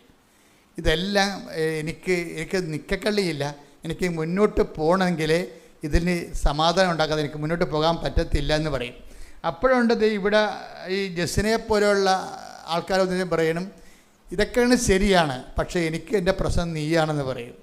അതാണ് പ്രശ്നം, അതാണ് യശ്രൂമാകണത്. ഇതൊക്കെ ശരിയാണ്, എനിക്കിനി അടി ഒരു മുന്നോട്ട് പോകണമെങ്കിൽ എൻ്റെ നടുവ് നിവർത്തി തരാതെ എനിക്ക് ജീവിക്കാൻ പറ്റത്തില്ല. പക്ഷേ ഇനി നടുവ് നിവർത്തി തന്നില്ലെങ്കിലും ഞാൻ നീയും തമ്മിലുള്ള ബന്ധത്തിന് എൻ്റെ പേരിൽ വിശ്വാസത്തിനോ പ്രാർത്ഥനാ ജീവിതത്തിനോ വിശുദ്ധ ജീവിതത്തിനോ ഒരു പോറലും ഉണ്ടാകത്തില്ല. ഉടനെ പരിശുദ്ധാത്മ പറയും യശ്രൂം, നിൻ്റെ ദൈവം നിന്നെ രക്ഷിക്കാൻ വേണ്ടി വാനമേഘങ്ങളിൽ മേഘത്തെ ചിറയാക്കിക്കൊണ്ട് ഇതാ കടന്നു വരുന്നു എന്ന് പറയും. എന്നിട്ട് അത് ആ വചനം കിട്ടിയിട്ട് ഇവിടെ ഇടയ്ക്കിടയ്ക്ക് ഇത് പറയാൻ തുടങ്ങും. പിന്നെ ഇവിടെ ഇത് വെച്ച് പ്രാർത്ഥിക്കാൻ തുടങ്ങും. എന്താ? കർത്താവിൻ്റെ വരവ് ഇവളുടെ വിശ്വാസത്തിൻ്റെ പ്രഖ്യാപനത്തിലൂടെ അത് ത്വരിതപ്പെടുത്തുകയാണ്. കർത്താവിൻ്റെ വരവിനെക്കുറിച്ച് പറയുമ്പോഴെല്ലാം ഈശോ പറയണത് വിശ്വാസത്തെക്കുറിച്ചാണ് പറയണത്. എങ്കിലും മനുഷ്യപുത്രൻ വരുമ്പോൾ വിശ്വാസം കണ്ടെത്തുമെന്ന് ചോദിക്കില്ല. Take the word of God. സ്തുതിക്കട്ടെ. ഹല്ലേലൂയ ഹല്ലേലൂയ ഹല്ലേലൂയ ഹല്ലേലൂയ ഹല്ലേലൂയ. യേശുവേ നന്ദി. ഹല്ലേലൂയ ഹല്ലേലൂയ ഹല്ലേലൂയ ഹല്ലേലൂയ ഹല്ലേലൂയ ഹല്ലേലൂയ ഹല്ലേലൂയ. യേശുവേ നന്ദി. ഹല്ലേലൂയ ഹല്ലേലൂയ ഹല്ലേലൂയ ഹല്ലേലൂയ ഹല്ലേലൂയ ഹല്ലേലൂയ ഹല്ലേലൂയ.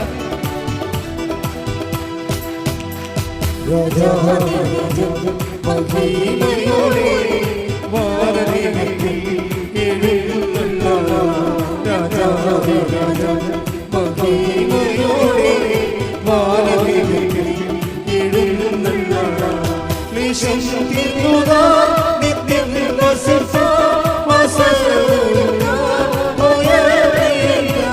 ക്ലേശം തീർക്കുക നിത്യം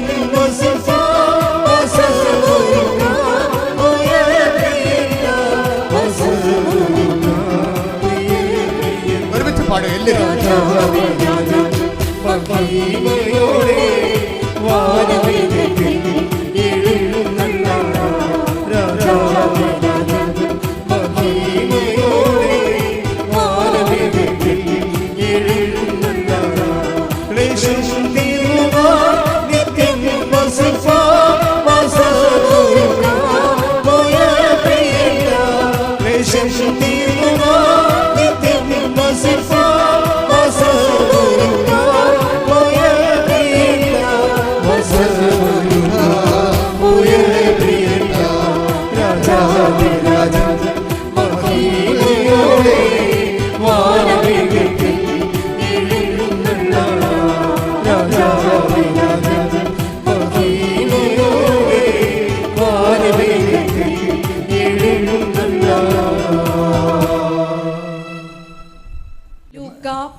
18:8. ലുക്ക 18:8.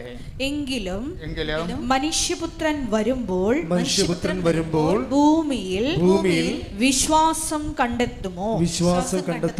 അത് വിഷയം അത് എന്ത് വിശ്വാസമാണ്? ഇപ്പം 18:8 ഉടമ്പടിയിൽ ഉപയോഗിക്കുന്ന ഈ റിഫൈൻഡ് ഫെയ്ത്താണ് ഉദ്ദേശിക്കുന്നത്. ഉടമ്പടി ഉപയോഗിക്കുന്ന റോ ഫെയ്ത്ത് അല്ല. ഫെയ്ത്തിൽ തന്നെ റോ ഫെയ്ത്ത് ഉണ്ട്, റിഫൈൻഡ് ഫെയ്ത്ത് ഉണ്ട്. റിഫൈൻഡ് ഫെയ്ത്ത് എന്ന് പറഞ്ഞാൽ ടെസ്റ്റഡ് ഫെയ്ത്താണ്. റോ ഫെയ്ത്ത് എന്ന് പറയുന്നത് മാതാപിതാക്കന്മാരിൽ നിന്ന് കൈമാറി കിട്ടിയ കാറ്റഗറിസം ക്ലാസ്സിൽ കേട്ട വിശ്വാസമാണ്. റോ ഫെയ്ത്താണ്. ഈ റോ ഫെയ്ത്ത് എന്ന് പറയണത് നമ്മൾ റോ എന്ന് പറഞ്ഞാൽ എന്താ? ഇപ്പോൾ ക്രൂഡ് ഓയിൽ എപ്പോഴും പറയാറുള്ള ഉദാഹരണമാണ് ക്രൂഡ് ഓയിൽ. ക്രൂഡ് ഓയിൽ വെച്ചൊന്നും നമുക്ക് ഈ വണ്ടിയൊന്നും ഓടിക്കാൻ പറ്റുമോ? ക്രൂഡ് ഓയിൽ ഒഴിച്ചാൽ കാർ ഓടുക? ഇല്ല, ഓടത്തില്ല. അതിനെ ശുദ്ധീകരിച്ചിട്ട് അതിൻ്റെ ഡീസലോ പെട്രോളോ ആക്കി മാറ്റിയാൽ മാത്രമേ അത് റിഫൈൻഡ് ആക്കണം. ഓയിൽ റിഫൈനറി എന്നല്ലേ പറയുന്നത്, റിഫൈനറി. ഇതുപോലെ ഫെയ്ത്ത് റിഫൈനറി ഉണ്ട്. ആ സർവൈവ്ഡ് ആയിട്ടുള്ള ഫെയ്ത്ത് റിഫൈനറി എന്ന് വെച്ച് കഴിഞ്ഞാൽ ഇപ്പോൾ മാതാപിതാക്കന്മാർ നമുക്ക് വിശ്വാസം കിട്ടും. അവർ കത്തോലിക്കരായതും ക്രിസ്ത്യാനികളായതുകൊണ്ട് നമ്മളും ക്രിസ്ത്യാനികളായി പോകും. അത് റോ ഫെയ്ത്ത് എന്ന് പറയും. ആ ഫെയ്ത്ത് പ്രാക്ടീസ് ചെയ്താൽ നമുക്ക് നിത്യരക്ഷ ഓക്കെയാണ്. പക്ഷെ ആർജിത കൃപയ്ക്ക് സഹായകരമല്ല. ട്രഡീഷണൽ ഫെയ്ത്ത്, റോ ഫെയ്ത്ത് ആർജിത കൃപയ്ക്ക്. ആർജിത കൃപയെന്ന് പറയുന്നത് നമ്മുടെ അക്കൗണ്ടിൽ ആർജിക്കുന്ന കൃപയാണ്. ആർജിക്കുന്ന കൃപയെന്ന് പറയുമ്പോൾ അവിടെ ഉപയോഗിക്കുന്നത് റിഫൈൻഡ് ഫെയ്ത്താണ്. റിഫൈൻഡ് ഫെയ്ത്ത് എന്ന് പറയുന്നത് എന്താണ്? അഗ്നി പരീക്ഷകളെ അതിജീവിച്ച വിശ്വാസം, അതാണ് റിഫൈൻഡ് ഫെയ്ത്ത്. അതിജീവിത വിശ്വാസം. Take the word of God. സ്തുതിക്കട്ടെ. ഹല്ലേലൂയ, ഹല്ലേലൂയ, ഹല്ലേലൂയ, ഹല്ലേലൂയ, ഹല്ലേലൂയ. യേശുവേ നന്ദി. ഹല്ലേലൂയ, ഹല്ലേലൂയ. യേശുവേ ആരാധന, ആരാധന, ആരാധന. 1 പത്രോസ് 1:7. 1 പത്രോസ് 1:7. കാരണം അഗ്നിശോധനയെ അതിജീവിക്കുന്ന. അതാണ് കേട്ടാ പറഞ്ഞ അഗ്നിശോധന പറഞ്ഞ കണ്ടില്ലേ? അല്ല, മാതാപിതാക്കന്മാരിൽ നിന്ന് പാരമ്പര്യ വിശ്വാസം കിട്ടിയാൽ അത് റോ ഫെയ്ത്താ. ഇനി ഇതിന് എന്ത് ചെയ്യണം? അഗ്നിശോധനകളാണ്, വേറെ മാർഗമൊന്നുമില്ല. കുളിച്ചാൽ ശരിയാകത്തില്ല. തീ തന്നെ വേണം ഇതിന് സംഭവം. അഗ്നിശോധന വേണം. അഗ്നിശോധന എന്ത് ചെയ്യണം? അതിജീവിക്കുകയും ചെയ്യണം. അഗ്നിശോധന കത്തിപ്പോയാൽ പോയി. അഗ്നിശോധനയെ പറഞ്ഞ് അഗ്നിശോധനയെ അതിജീവിക്കുന്ന. 1 പത്രോസ് 1:7. അഗ്നിശോധനയെ അതിജീവിക്കുന്ന നശ്വരമായ സ്വർണത്തേക്കാൾ വിലയേറിയതായിരിക്കും പരീക്ഷകളെ അതിജീവിക്കുന്ന നിങ്ങളുടെ വിശ്വാസം. പരീക്ഷകളെ അതിജീവിക്കണത് വിശ്വാസമുണ്ട്. പിന്നെ പരീക്ഷകളെ അതിജീവിക്കുന്ന പ്രത്യാശയുണ്ട്. പരീക്ഷകളെ അതിജീവിക്കുന്ന ദൈവസ്നേഹമുണ്ട്. ഈ പരീക്ഷകളെ അതിജീവിക്കുന്ന ദൈവസ്നേഹത്തിൻ്റെ നിലവാരത്തിലേക്കാണ് ഈ ജോസിന വളർന്നു വന്നിരിക്കുന്നത്. എന്താ പറയണത്? ഇവളെ കർത്താവുമായിട്ട് സെൽഫി എടുത്ത് സങ്കടം വരുമ്പോൾ ഈ സെൽഫി നോക്കി ആ ദൈവസ്നേഹത്തിൽ ജീവിക്കുന്നയാളാണ്. അപ്പോൾ അവൾ നേരത്തെ പറയുകയാണ്, എങ്ങാനും ഞാൻ എൻ്റെ നട്ടിൽ വളഞ്ഞിരിക്കണ കാരണം എനിക്ക് മെഡിക്കൽ ടെസ്റ്റ് കിട്ടിയില്ലെങ്കിൽ പറഞ്ഞ് ഞാൻ എൻ്റെ പേരിൽ നിൻ്റെ അടുത്ത് വാക്കിടാനോ വഴക്കുണ്ടാക്കാനോ പ്രാർത്ഥന കുറക്കാനോ ഒന്നും ഞാൻ തയ്യാറല്ല. അത് നേരത്തെ പറയണം. അതാണ് വിഷയം. മുൻകൂർ നടന്നിട്ട് പറയണം, നേരത്തെ പറയുകയാണ്. ജാമ്യം എടുക്കുകയാണ് ശരിക്കും പറഞ്ഞാൽ. എന്ന് വെച്ച് കഴിഞ്ഞാൽ ഈ മെഡിക്കലിന് തോക്കണത് കർത്താവിൻ്റെ സ്നേഹത്തിൽ നിന്ന് എന്നെ പിന്തിരിപ്പിക്കത്തില്ല. അതാണ് ഈ അതിജീവിത ദൈവസ്നേഹം എന്ന് പറയണത്. അതായത് നമ്മൾക്ക് എന്തെങ്കിലും പല ആൾക്കാരും ടെയും വിശ്വാസത്തെയും ദൈവസ്നേഹത്തെയും ഒന്നും ദൈവം അംഗീകരിക്കണില്ല. അതാണ് ഏറ്റവും ഒരു പ്രശ്നം. ദൈവം ഈ റോ ഫെയ്ത്ത് ആണെങ്കിൽ ഇപ്പം അപ്പന്മാരിൽ നിന്ന് കിട്ടിയ വിശ്വാസമാണ്, അല്ലെങ്കിൽ പള്ളിയിൽ നിന്ന് കരിസ്ത കിട്ടിയ വിശ്വാസമാണെങ്കിൽ ദൈവം പറയും ഇറ്റ്സ് ഓക്കെ, അത് നിനക്ക് അതിൻ്റെ അകത്ത് മുതൽ മുടക്കമൊന്നും ഇല്ലല്ലോ എന്ന് പറയും. വാട്ട് ഈസ് യുവർ ഇൻവെസ്റ്റ്മെൻ്റ് എന്ന് ചോദിക്കും. അത് ഭയങ്കര ചോദ്യമാണ്. അപ്പൻ്റെയൊക്കെ കിട്ടിയ വിശ്വാസമാണെന്ന് പറയുമ്പോൾ ദൈവം ചോദിക്കും വാട്ട് ഈസ് യുവർ ഇൻവെസ്റ്റ്മെൻറ്റ്. അപ്പോൾ നമ്മൾ പറയും ബബ്ബ ജപ ഒരു സാധനം ഇല്ല എൻ്റെ അകത്ത്. അത് ഭയങ്കര ഗതികെട്ട ജീവിതമാണ്. നീ ഒരു 10ാം ക്ലാസ് കഴിഞ്ഞിട്ടും ഈ വിശ്വാസം കൊണ്ട് അപ്പനുണ്ടാക്കിയ വിശ്വാസം മാത്രമേ ഉള്ളെന്നുണ്ടെങ്കിൽ നിനക്ക് ഇനി അടുത്ത ടെസ്റ്റൊന്നും എഴുതാൻ പറ്റത്തില്ല. You are not eligible. അതാണ് വിഷയം. കാര്യം 15 വയസ്സ് വരെയൊക്കെ ഓക്കെയാണ്. 12 വയസ്സാണ് സുവിശേഷത്തിലെ വയസ്സെന്ന് പറയണത്. കർത്താവ് തർക്കിക്കാൻ പോയത് എന്നാണ്. 12 വയസ്സിലല്ലേ. ഇപ്പം 12 വയസ്സാണ് ഇതിൻ്റെ അകത്ത് ഈ അപ്പൻ്റെ അമ്മയുടെയും വിശ്വാസം സൂക്ഷിക്കാൻ പറ്റുന്നൊരു കാലം. 13-ാം വയസ്സിൽ നീ കയറിക്കഴിഞ്ഞാൽ സ്വന്തം വിശ്വാസം വെക്കേണ്ടി വരും. നീ പ്രാർത്ഥിക്കുക, പറയും നിൻ്റെ വിശ്വാസം വെക്കാൻ പറയും. എൻ്റെ വിശ്വാസം ഒന്നും ആയില്ലെന്ന് പറയും. എന്താ കാര്യം? അതായത് നിൻ്റെ വിശ്വാസം നിനക്ക് വേണമെങ്കിൽ 1-ാം ക്ലാസ് മുതൽ വെക്കാവുന്നേ ഉള്ളൂ. കാര്യം 1-ാം ക്ലാസ്സിൽ നിൻ്റെ അടുത്തിരുന്ന് പരീക്ഷ എഴുതുന്ന കുഞ്ഞിനെ നിന്നേക്കാൾ നീ പഠിച്ചിട്ടും അത്രയും മാർക്ക് എത്താൻ കഴിഞ്ഞില്ലെങ്കിൽ അവൻ നിന്നെ 1 മാർക്ക് വെച്ച് നിന്നെ അക്കാൻ നോക്കുകയും നിൻ്റെ ക്ലാസ് ടീച്ചർ ചിലപ്പോൾ നിന്നെ ഇഡിയറ്റ് ബസ്റ്റാർഡെന്നൊക്കെ പിടിക്കും മാർക്ക് കുറയുമ്പോൾ.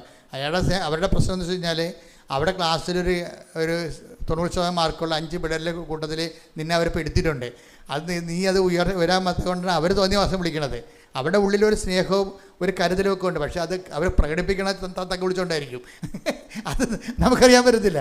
അപ്പോൾ അതുകൊണ്ട് തന്നെ ഈ വിഷയം നമ്മൾ 1-2 ക്ലാസ്സിനെ എവിടെയെങ്കിലും തോറ്റാലും എൻ്റെ മക്കൾ ഏറ്റവും വലിയ പ്രശ്നമെന്ന് പറയണത് ഒരു ഇൻസിഡൻ്റ് അനന്തരമായിട്ടുള്ള ആത്മീയത, ഒരു വിഷയാനന്തരാത്ത ഇപ്പം വിഷയാനന്തര ആധ്യാത്മികത ഒരു പ്രധാനപ്പെട്ട വിഷയമാണ്.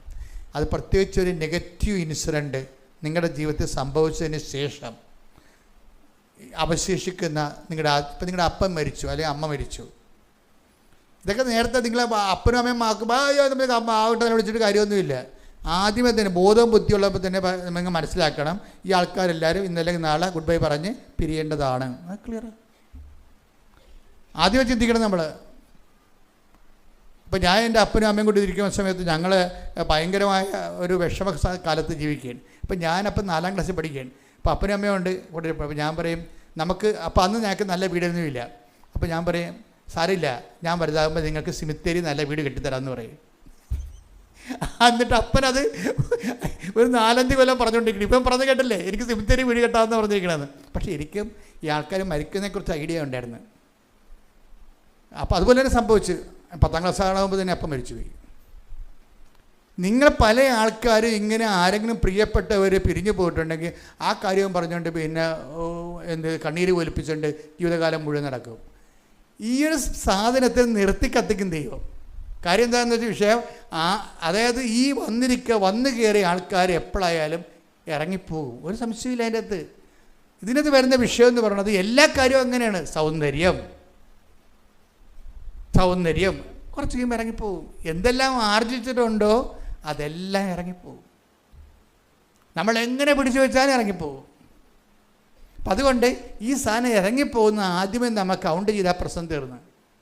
വന്നവരെല്ലാം പോകേണ്ടവരാണെന്ന്, വന്നതെല്ലാം പോകേണ്ടതാണെന്ന് ഒരു ധാരണ ഉണ്ടാകണം. അതിൻ്റെ പേരിൽ ദൈവത്തിൻ്റെ മേക്കെട്ട് കയറരുത്. കുറേ പന്നികളുടെ സ്ഥിരം ബിസിനസ് ഇതാണ്. എന്തെങ്കിലും ഇടറുണ്ടായാൽ ഉടനെ പ്രാർത്ഥന മുടക്കും, ഉടനെ പള്ളിപ്പോക്ക് മുടക്കും, ഉടനെ കുമ്പസാരം മുടക്കും, ഉടനെ കുർബാന മുടക്കും. അപ്പം തോറ്റില്ലേ നമ്മൾ? ദൈവം എന്താണ് കൊതിക്കണം നിങ്ങൾക്കറിയാവോ? ദൈവം കൊതിക്കണത് ഇത് കഴിഞ്ഞിട്ട് എന്താണ് പെർസിസ്റ്റ് ചെയ്തിരിക്കണത്. ഈ ശോധന കഴിഞ്ഞതിന് ശേഷം, ഈ പരീക്ഷണം കഴിഞ്ഞതിന് ശേഷം അതിജീവിച്ചിരിക്കണത് എന്താണെന്ന് നോക്കൂ. എൻ്റെ ദൈവവേദന അതിൽ ഒത്തിരി ആൾക്കാരും. അതുകൊണ്ടാണ് ഈശോ ചോദിക്കണത്, മനുഷ്യപുത്രൻ വരുമ്പോൾ ഭൂമിയിൽ വിശ്വാസം കണ്ടെത്തുമോ? അപ്പോൾ ഈ കണ്ട ആൾക്കാരെല്ലാം കൂടി തർജ്ജമ ചെയ്ത് വെച്ചിരിക്കുന്നതും വ്യാഖ്യാനിച്ചിരിക്കുന്നതും ഈ പറഞ്ഞ അന്ത്യകാലങ്ങളിൽ കർത്താവ് വരണ കാര്യം. അന്ത്യകാലങ്ങൾ വരണ മാത്രമല്ല, ദൈവം നമ്മുടെ ജീവിതത്തിലേക്ക് വരുന്നതിന് മുമ്പ് ആദ്യം ടെസ്റ്റ് ചെയ്യണത് വിശ്വാസമായിരിക്കും. ദൈവം എങ്ങനെയും വരാമല്ലോ. നിനക്കൊരു പ്രൊമോഷൻ തന്നുകൊണ്ട് നിനക്ക് ദൈവത്തിന് വരാം. നിനക്ക് തരാനുള്ള പ്രൊമോഷൻ കളഞ്ഞുകൊണ്ടും ദൈവത്തിന് വരാം. അതുകൊണ്ടാണ് അവൾ അങ്ങനെ പറയണത്, ജോസിനെ അങ്ങനെ പറയണത്. ഞാൻ വളഞ്ഞ നഷ്ടത്തിലുമായിട്ടാണ് ഞാൻ ടെസ്റ്റും കഴിഞ്ഞ് ഇറങ്ങണമെങ്കിലും നമ്മളുള്ള സ്നേഹത്തിന് യാതൊരു കുഴപ്പമുണ്ടാകത്തില്ലെന്ന് പറയും. എന്താണ് ആ വിശ്വാസം, ആ സ്നേഹം? അതുപോലെ തന്നെ കാര്യം എൻ്റെ സ്നേഹം, നമ്മളുള്ള സ്നേഹം എൻ്റെ വളഞ്ഞ നഷ്ടലിൽ അടിസ്ഥാനപ്പെടുത്തിയല്ലേ ഇരിക്കണത്. അത് നമ്മളുള്ള ആന്തരികമായ ബന്ധമാണത്. ഇതാണ് അതിജീവിത വിശ്വാസം എന്ന് പറയണത്. എൻ്റെ ദൈവത്തിൽ ഇതുപോലെ ഇപ്പം എന്താ സംഭവം എന്നറിയാവോ? ഉള്ള എക്സ്റേ മുഴുവനും വളഞ്ഞ നട്ടലുമായിട്ട് ഇരിക്കുകയാണ്. എന്നിട്ട് 2 റിജക്റ്റായി. മൂന്നാമത്തെ കയറാൻ പോകുമ്പോഴാണ് ഈ ഡയലോഗ് ഫിറ്റ് ചെയ്യണത്. പക്ഷേ ഇവിടെ ഇറങ്ങി വരുമ്പോഴുണ്ടല്ല നഷ്ടല് നേരെയാകും. അതാണ് ഞാൻ പറഞ്ഞൊരു കാര്യം. ദൈവത്തിനൊന്നും അസാധ്യമല്ല. പക്ഷേ ഇവൾക്ക് പരിശുദ്ധാത്മാവിൻ്റെ ജ്ഞാനമുണ്ട്. ഇവൾ ഈ ഡയലോഗ് ആദ്യമേ പറഞ്ഞപ്പോൾ തന്നെ സംഗതി അവൾ ജയിച്ചു. അവിടെ വളഞ്ഞ നട്ടൽ നേരെയായി. എന്താ കാര്യം? ഈ വിഷയത്തിൻ്റെ പേരിൽ എൻ്റെ നട്ടൽ വളഞ്ഞിരുന്നാൽ പോലും നമ്മളുടെ സ്നേഹത്തിന് യാതൊരു കുഴപ്പമുണ്ടാകത്തില്ലെന്ന്. അപ്പോൾ ഉടനെ എന്താ പറയുക? യഷ്റൂം എന്ന് വിളിക്കും. യഷ്റൂം, ഇതാണ് യഷ്റൂം. എന്താ കാര്യം? എന്താ? നീ എന്നെ കിട്ടിയ ഭൗതിക ആനുകൂല്യങ്ങളുടെ ഏറ്റക്കുറച്ചിൽ വെച്ച് നീ എന്നെ അളന്നില്ല യഷ്റൂം. നിൻ്റെ സ്നേഹം നിൻ്റെ ഭൗതിക ആനുകൂല്യത്തൊക്കെ വലുതായി നീ എന്നെ കണ്ടു. അതുകൊണ്ട് വാനമേഘങ്ങളിലൂടെ മേഘത്തിന് ചിറക് വീശി നിൻ്റെ കൈപിടിക്കാൻ നട്ടൽ നേരെയാക്കാൻ ഞാൻ വരുന്നു. ആ അഭിഷേക വചനങ്ങൾ തിരിച്ചു വരികയും ഈ അഭിഷേക വചനം ജീവിതത്തിൽ എപ്പോഴെങ്കിലും ഒരു അനോയിൻറ്റഡ് വേർഡ് കിട്ടണം. Anointed word. അഭിഷേക വചനത്തിൻ്റെ പ്രത്യേകത ഉടമ്പടിക്കാരോടെ ഇത് പറഞ്ഞിട്ട് കാര്യമുള്ളൂ. കാര്യം ഇന്നത്തെ കാലത്ത് ആധ്യാത്മികത അവസാന വാക്കാണ് ഉടമ്പടി. മനുഷ്യൻ ദൈവത്തെ സ്നേഹിച്ചും ദൈവത്തിന് വേണ്ടി ജീവിച്ചുമൊക്കെ ഐതിഹാസികമായി സുവിശേഷ സാക്ഷ്യം ഇന്ന് നിറവേറ്റി സാക്ഷ്യം പറയണ ആരാണ്? ഉടമ്പടിയിലുള്ള ആൾക്കാരെ പറയണത്. അവർക്ക് ഭയങ്കര സാധ്യതയാണ് ഉള്ളത്. എന്താ കാര്യം? അവർ വാക്കിലും പ്രവൃത്തിയിലും ദൈവത്തെ സ്നേഹിച്ചും സുവിശേഷ സാക്ഷ്യം പറഞ്ഞുകൊണ്ടും ഒരു ആധ്യാത്മിക മുന്നേറ്റത്തിലാണ് വരണത്. ഈ മുന്നേറ്റത്തിലും വരുന്ന ആൾക്കാർ പറയുന്ന വാക്കുകളൊക്കെ ചില സമയത്തൊക്കെ നമ്മളെ ഞെട്ടിപ്പിച്ച് കളയും. എന്താ കാരണം വെച്ച് കഴിഞ്ഞാൽ ഈ നമുക്ക് ദൈവം നമ്മുടെ കൂടെ വസിക്കുന്ന കുറേ രീതികളുണ്ട്. അതിലൊന്ന് അഭിഷേക വചനമാണ്. അഭിഷേക വചനം ഇപ്പം നമ്മൾ സുഗന്ധാഭിഷേകം എന്ന് നമ്മൾ പറയും അല്ലേ? അതും ഒരു ദൈവസാന്നിധ്യത്തിൻ്റെ മാർഗ്ഗമാണ്. ഇതുപോലെ തന്നെ നമ്മുടെ ദൈവം നമ്മൾ വസിക്കുന്ന സംഭവമാണ് അഭിഷേക വചനം. അഭിഷേക വചനം എന്ന് പറയുമ്പോൾ നിങ്ങളിങ്ങനെ ദൈവത്തെ സ്നേഹിച്ചും ഇപ്പോൾ അരമണിക്കൂർ ഉടമ്പടി വചനം വായിക്കണമല്ലോ. ചില ആൾക്കാർ 1 മണിക്കൂർ വായിക്കും, ചില ആൾക്കാർ 5 മിനിറ്റ് വായിച്ചിട്ട് മടക്കി വെച്ചിട്ട് വീട്ടിൽ പോകും. അതാ വിഷയം. പലരും പല രീതിയിലാണ് കാണുന്നതേ. അപ്പം ചിലർ പറയും ഞങ്ങളൊക്കെ പണ്ട് ഇതൊക്കെ ചെയ്യണമാണ്, നിങ്ങളാണ് ഇതൊക്കെ പുതുതായിട്ട് കണ്ടുപിടിച്ചിരിക്കണം, നിങ്ങൾ അതൊന്നും കണ്ടുപിടിച്ചതല്ല. പണ്ട് ചെയ്തോ ഇപ്പം ചെയ്തോ അല്ല പ്രശ്നം, എന്ത് ചെയ്തു എന്നല്ല പ്രശ്നം, എങ്ങനെ ചെയ്തു എന്നാണ് വിഷയം. ഓരോ വചനം കേൾക്കുമ്പോഴും ആ വചനത്തിലൂടെ ദൈവം നമ്മളോട് സംസാരിക്കുന്നു. ആ ദൈവത്തിൻ്റെ സംസാരം തക്ക സമയത്ത് നമുക്ക് ഉപകരിക്കാൻ വേണ്ടി അത് അനോയിൻറ്റഡ് വേർഡ് പോലെ നമ്മുടെ ഉള്ളിൽ ദൈവം നിക്ഷേപിക്കും. എന്നിട്ട് സമയമാകുമ്പോൾ ഇതിങ്ങനെ ഓപ്പണായിട്ട് വരും. സമയമാകുമ്പോഴാണ് അത് ഓപ്പണായിട്ട് വരണത്. നിങ്ങളുടെ ന്യായാധിപ സംഘം നിൽക്കുമ്പോഴേ എന്ത് സംസാരിക്കണമെന്ന് മുൻകൂട്ടി ചിന്തിക്കേണ്ട. നിങ്ങൾ പറയേണ്ടത് എന്താണ്, ആ സമയത്ത് അറിവ് നൽകും. Take the word of God. ശ്രദ്ധിക്കട്ടെ. ഹല്ലേലൂയ ഹല്ലേലൂയ ഹല്ലേലൂയ ഹല്ലേലൂയ. യേശുവേ നന്ദി. ഹല്ലേലൂയ ഹല്ലേലൂയ ഹല്ലേലൂയ ഹല്ലേലൂയ ഹല്ലേലൂയ ഹല്ലേലൂയ ഹല്ലേലൂയ. യേശുവേ ആരാധന ആരാധന ആരാധന ആരാധന. യേശുവേ നന്ദി. മഹത്വം മഹത്വം മഹത്വം മഹത്വം മഹത്വം മഹത്വം.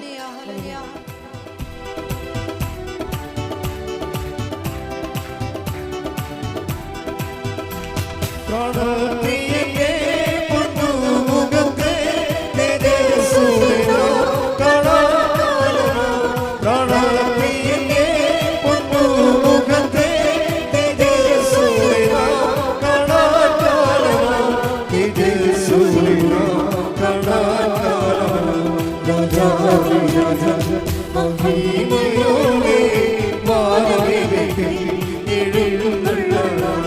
രാജാവേ രാജാ മഹിമയോടെ വാനമേഘത്തിൽ എഴുന്നള്ളണം. മത്തായി 10:19. മത്തായി 10:19. അവർ നിങ്ങളെ ഏൽപ്പിച്ചു കൊടുക്കുമ്പോൾ എങ്ങനെ പറയണമെന്നോ എന്തു പറയണമെന്നോ നിങ്ങൾ ആകുലപ്പെടേണ്ട. നിങ്ങൾ പറയേണ്ടത് ആ സമയത്ത് നിങ്ങൾക്ക് നൽകപ്പെടും. അപ്പോൾ ഈ ഒരു ടൈം വരുമ്പോൾ ഇതുപോലെ നമ്മളൊരു പ്രത്യേക ക്രഷിലൂടെ, അതെന്നുവെച്ചാൽ നിങ്ങൾ പറയുന്ന ക്രഷല്ല. പണ്ട് ക്രഷിൻ്റെ അർത്ഥം ഇന്നത്തെ ക്രഷിൻ്റെ അർത്ഥമല്ല. പണ്ട് ആൾക്കാർ ഞെരുക്കത്തിലാണ് ക്രഷ് എന്ന് പറയുന്നത്. ഇന്ന് ആൾക്കാർക്കാണ് ആകർഷണത്തിലാണ് ക്രഷ് എന്ന് പറയുന്നത്. ഭയങ്കരമായ വാക്കിന് ഭയങ്കര വ്യത്യാസം വന്നിട്ടുണ്ട്. അപ്പോൾ എന്താ പ്രശ്നം വെച്ച് കഴിഞ്ഞാൽ, ഞെരുക്കത്തിൻ്റെ സമയത്ത് അടക്കം ചെയ്യപ്പെട്ട അഭിഷേക വചനങ്ങൾ വാതിൽ തുറക്കും. എന്നിട്ട് അതാണ് പറയുക, ആ സമയത്ത്. അതാണ് ഈ വചന വായനയുള്ള ഗുണം. അതാണ് വചനം വായിക്കുമ്പോൾ ഒരു ഇൻഫർമേഷന് വേണ്ടി വായിക്കരുത്, ഒരു ട്രാൻസ്ഫോർമേഷന് വേണ്ടി വായിക്കണം. ഇൻഫർമേഷൻ എന്ന് പറഞ്ഞാൽ എന്താണ്? അറിവ് സമ്പാദിക്കാൻ വേണ്ടി. ട്രാൻസ്ഫോർമേഷൻ എന്താണ്? വചനം കേട്ടിട്ട് നമ്മൾ തന്നെ ദൈവത്തിൻ്റെ സ്നേഹത്തിൽ നിറയാൻ നമ്മളെ തന്നെ മാറ്റാൻ വേണ്ടി വായിക്കണം. ഈ ട്രാൻസ്ഫർമേഷന് വേണ്ടി വചനം വായിച്ചാൽ അഭിഷേക വചനങ്ങൾ ഉണ്ടായിക്കൊണ്ടിരിക്കും. അഭിഷേക വചനം എന്ന് പറയുന്നത് ഒരു വചനത്തിലൂടെ ദൈവം നമ്മളോട് എപ്പോൾ ഇടക്കിടക്ക് ആ ഒരു മീഡിയ ഉപയോഗിച്ചുകൊണ്ട് ഇൻട്രാക്ട് ചെയ്തുകൊണ്ടിരിക്കും. ഇതാണ് ഇവളോട് പറഞ്ഞത് യശ്രൂമിൻ്റെ വചനമില്ലേ, അതാണ്. കഴിഞ്ഞ ദിവസങ്ങളിൽ ഞാനങ്ങനെ പെട്ടെന്നങ്ങനെ ചെന്നപ്പോൾ ഒരു വചനം എൻ്റെ മനസ്സിൽ വന്ന്, എന്താണ്? നിൻ്റെ നിർമ്മലൻ അഴിഞ്ഞു പോകാൻ അനുവദിക്കുകയില്ല. അത് എത്രയോ പ്രാവശ്യം നമ്മൾ കേട്ടതാ, എത്രയോ കുരിശിൻ്റെ വഴികളിൽ 10,000 പ്രാവശ്യം കേട്ടു. പക്ഷെ ഇപ്പോൾ കർത്താവ് നേരിട്ട് സംസാരിച്ചപ്പോൾ ഞാൻ രണ്ടാമത് പോയി നോക്കി, എന്താണ്? നിൻ്റെ നിർമ്മലൻ. Take the word of God. ശ്രദ്ധിക്കട്ടെ. ഹല്ലേലൂയ, ഹല്ലേലൂയ, ഹല്ലേലൂയ.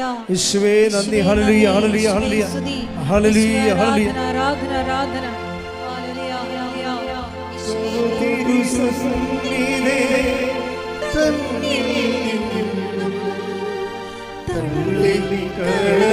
തള്ളിക്കളയരുതെന്നേ, പരിപാവകരെ എന്നിൽ നിന്നും തിരികെ എടുക്കരുതെന്ന് നിർമ്മലമായൊരു ഹൃദയം നിർമ്മിച്ചരുളുമെന്നാ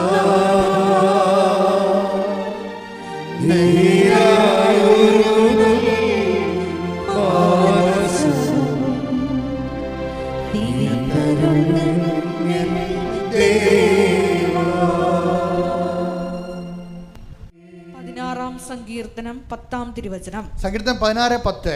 അവിടുന്ന് എന്നെ പാതാളത്തിൽ തള്ളുകയില്ല,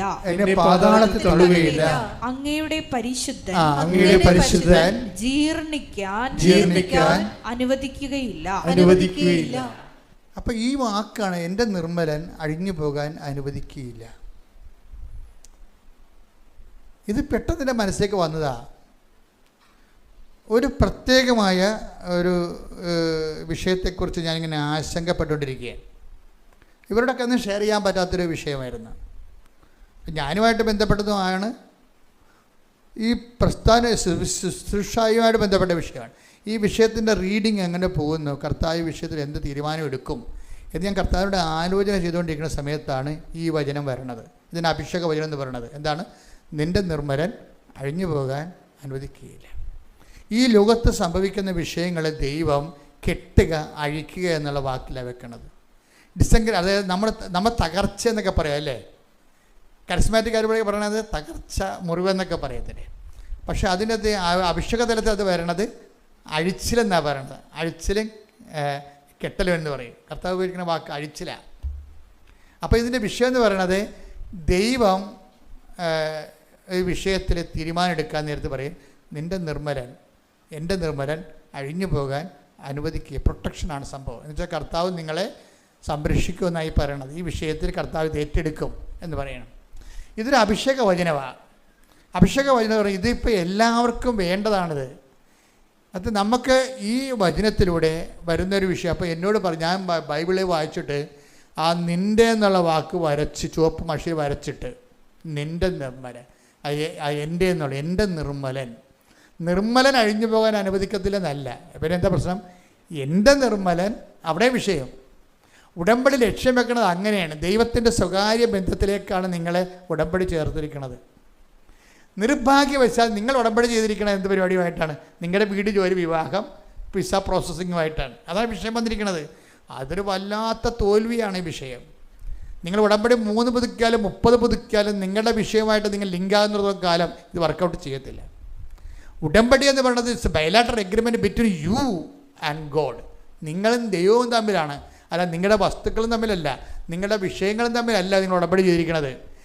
ഗതികേട് കൊണ്ടും വിവരമില്ലായ്മ കൊണ്ടും നിങ്ങൾ ദൈവാനുഗ്രഹത്തെ അളക്കണത് നിങ്ങൾ കിട്ടിയിരിക്കുന്ന ആനുകൂല്യത്തിൻ്റെ അടിസ്ഥാനത്തിലാണ്. That is known sense. എന്താ ചെയ്യേണ്ടത്? നിങ്ങൾ ഈ ഉടമ്പടി എന്ന് പറയുന്ന സാധ്യത, ദൈവം തുറന്നിട്ടിരിക്കുന്ന സാധ്യതയിലൂടെ ദൈവത്തിൻ്റെ മുമ്പിൽ എൻ്റെ നിർമ്മലനാകാൻ വേണ്ടി നിങ്ങൾ ശ്രമിക്കണം. ദൈവം എന്നെ കണ്ടു കഴിഞ്ഞാൽ എൻ്റെ കക്ഷിയാണെന്ന് പറയും. അത് അവസാനം വരെ പറയും. ദൈവം ഒരിക്കൽ പറഞ്ഞാൽ ഇടയ്ക്ക് പറയാതിരിക്കത്തില്ല. ദൈവത്തിൻ്റെ ഒരു പ്രത്യേകത അതാണ്. ദൈവത്തിൻ്റെ ഒരു പരാജയവും അതാണ്. ദൈവം ഒരിക്കൽ നിങ്ങളെ ഒരു റെക്കോർഡ് വീണ് കഴിഞ്ഞാൽ പിന്നെ നിങ്ങൾ ഇപ്പോൾ ഒരു ചാട്ടക്കാരൊക്കെ ചാടുമ്പോഴും അവരൊരു റെക്കോർഡ് ഇടും. ഇപ്പോൾ 53 ഇഞ്ച് എന്നൊക്കെ പറഞ്ഞ് റെക്കോർഡ് ഇട്ട് കഴിഞ്ഞാൽ അതാണ് 58 ഇഞ്ചാണ് നിങ്ങൾ ചാടിയെങ്കിൽ പിന്നെ നിങ്ങൾ വയസ്സാകുന്ന അനുസരിച്ചിട്ട് നിങ്ങൾക്ക് അത്രയും ചാടാൻ പറ്റത്തില്ല. അതായത് മനുഷ്യൻ ഒരിക്കലിട്ട റെക്കോർഡ് അവന് എല്ലാ കാലത്തും കീപ്പ് ചെയ്യാൻ പറ്റത്തില്ല. അവന് പ്രായമാകുന്നതനുസരിച്ചിട്ട് അത് കീപ്പ് ചെയ്യാൻ പറ്റത്തില്ല. പക്ഷേ ദൈവം കൗണ്ട് ചെയ്യണത് എന്തായിരിക്കും? നീ ഇട്ട റെക്കോർഡായിരിക്കും കൗണ്ട് ചെയ്യണത്. അത് ഭയങ്കര സീരിയസ്. അത് ദൈവത്തിൻ്റെ ഒരു തോൽവിയായിട്ടാണ് എനിക്ക് തോന്നിയിട്ടുള്ളത്. ഏതെങ്കിലും ഒരു കാലത്ത് നീ ഏറ്റവും നിലവാരമുള്ള ഒരു ദൈവസ്നേഹം കീപ്പ് ചെയ്തിട്ടുണ്ടെങ്കിൽ ദൈവവേദന പിന്നീട് നീ ഇത്തിരി കുറഞ്ഞു പോയാലും ദൈവം പരിഭവപ്പെടും എന്ന് പറയാം. നിനക്ക് മുമ്പുണ്ടായിരുന്ന സ്നേഹം ഇന്ന് take the word of God. ശ്രദ്ധിക്കട്ടെ. ഹല്ലേലൂയ, ഹല്ലേലൂയ, ഹല്ലേലൂയ, ഹല്ലേലൂയ. യേശുവേ നന്ദി. ഹല്ലേലൂയ, ഹല്ലേലൂയ, ഹല്ലേലൂയ, ഹല്ലേലൂയ, ഹല്ലേലൂയ, ഹല്ലേലൂയ. എന്റെ ദൈവം നീയാണേ, മഹത്വത്തിൻ തീയാണേ. എന്റെ ദൈവം നീയാണേ, മഹത്വത്തിൻ തീയാണേ.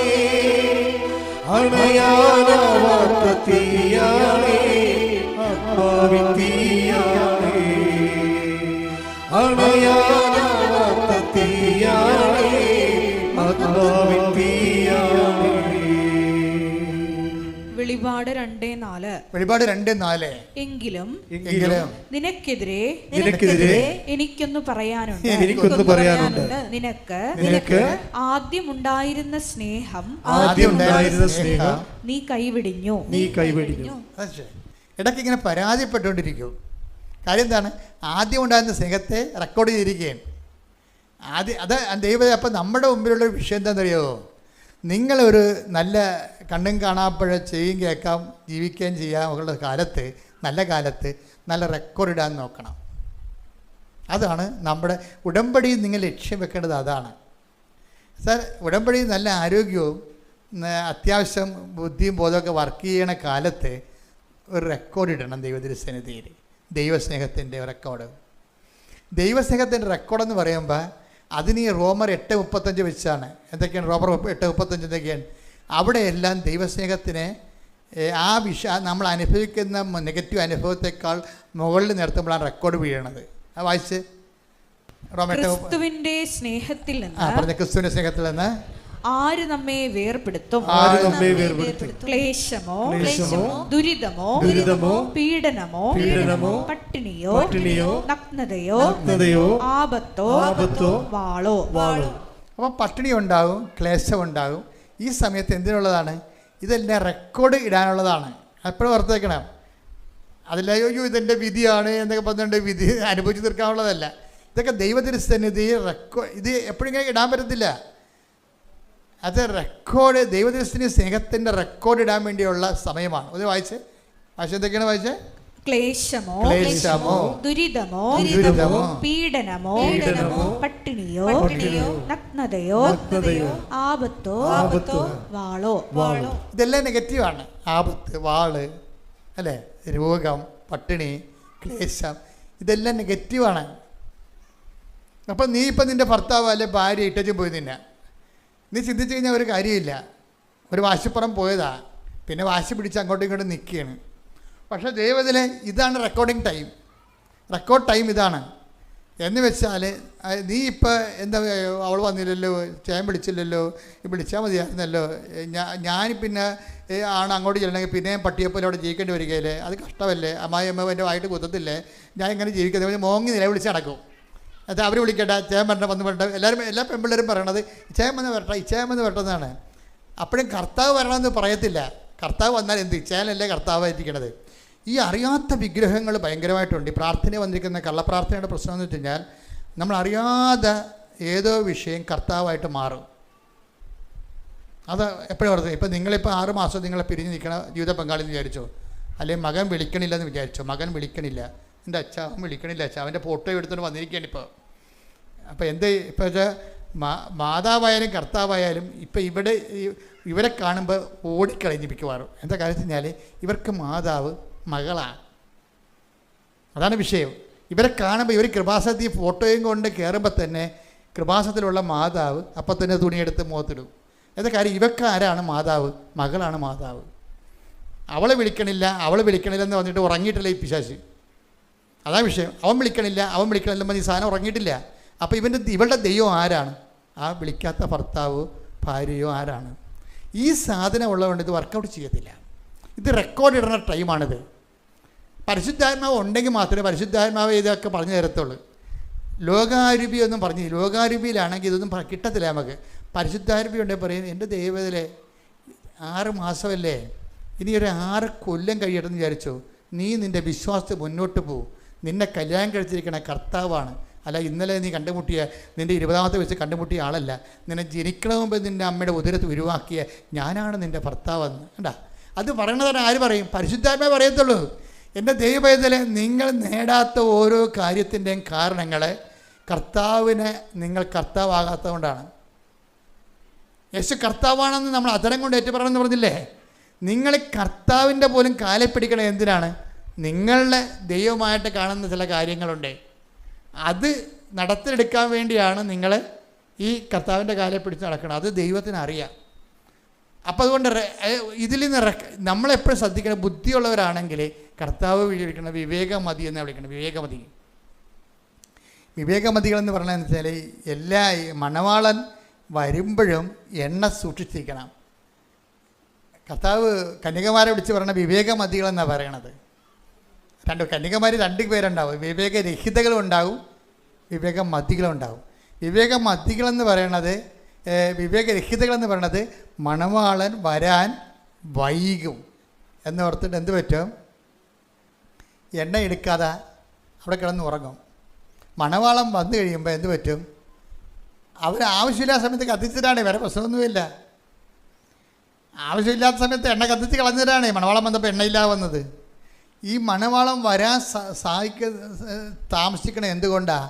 അതിന് ഒരു കാരണം, ഈ യഥാർത്ഥത്തിൽ മണവാളനെ വരവേൽക്കാൻ ഒരുങ്ങാത്ത ആൾക്കാരുള്ളത് കൊണ്ടാണ് മണവാളൻ വരാൻ താമസിക്കുന്നത്.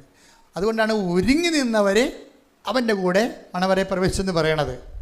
അത് ആ വാക്ക് തന്നെയാണ് ഈശോ ഉപയോഗിച്ചിരിക്കുന്നത്. എങ്കിലും മനുഷ്യപുത്രൻ വരുമ്പോൾ ഭൂമിയിൽ വിശ്വാസം കണ്ടെത്തുമോ? അപ്പോൾ ഈ തെളിച്ച ദീപം എന്തിൻ്റെതാണ്?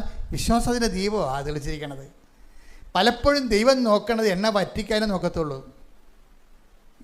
എന്താണ് ദൈവത്തിൻ്റെ നടപടി എന്ന് വെച്ച് കഴിഞ്ഞാൽ, ഫ്രോഡ് പാർട്ടിനെയൊക്കെ എലിമിനേറ്റ് ചെയ്ത് കളയുക എന്നുള്ളതാണ് സംഭവം. എന്താ വെച്ച് കഴിഞ്ഞാൽ, ജോലി, വീട്, വിവാഹം, പിള്ളേർ, ഇതിനു വേണ്ടി മാത്രം ദൈവത്തിൻ്റെ കാലെ പിടിച്ച് നടക്കുന്ന ആൾക്കാരെ കുറച്ച് കഴിയുമ്പോൾ ദൈവം മാറ്റും. എപ്പോഴും കാര്യം അവിടെ എണ്ണ പറ്റിപ്പോവും. എപ്പോഴും നമ്മൾ ശ്രദ്ധിക്കേണ്ടത് വെച്ച് കഴിഞ്ഞാൽ, അതുകൊണ്ടാണ് ഈശോ ചോദിക്കുന്നത്, മണവാളം വരാൻ വൈകും.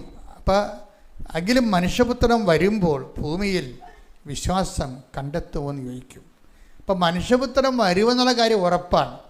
പക്ഷെ വരുമ്പോൾ വന്നതും വരാത്തതും ഒരുപോലെയാകും. എന്താ കാര്യം? നിൻ്റെ എണ്ണ കത്തിപ്പോയി. നിനക്ക് ജോലി കിട്ടി, നീ കല്യാണം കഴിച്ചു, നിനക്ക് പിള്ളേരുണ്ടായി, പക്ഷേ എണ്ണ പറ്റിപ്പോയി. എന്താ കാര്യം? അത് ആണൊരു ട്രാജഡി.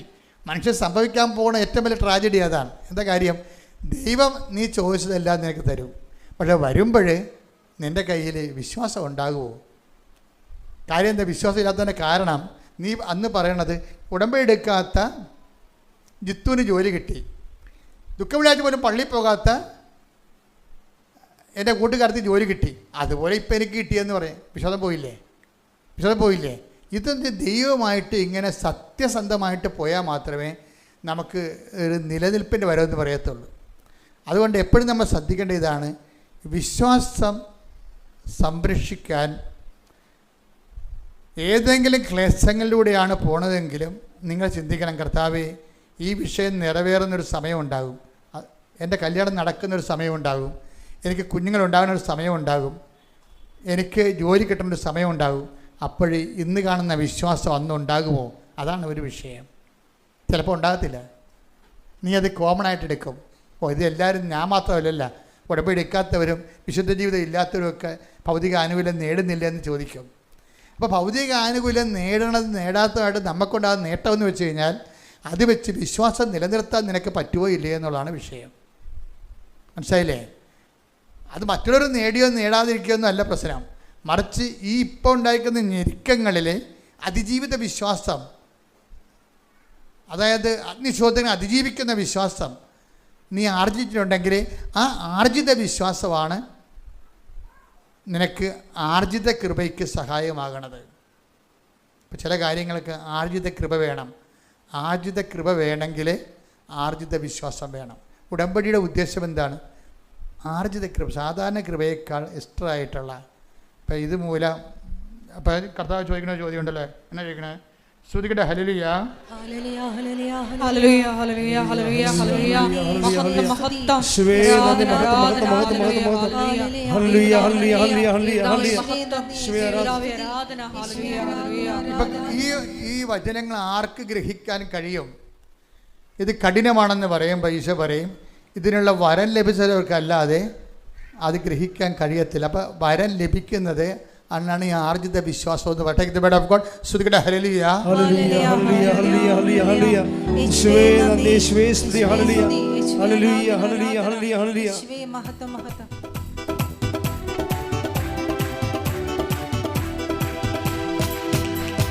എന്റെ ദൈവം നീയാണേ, മഹത്വത്തിൽ തീയാണേ. എന്റെ ദൈവം നീയാണേ, മഹത്വത്തിൽ തീയാണേ.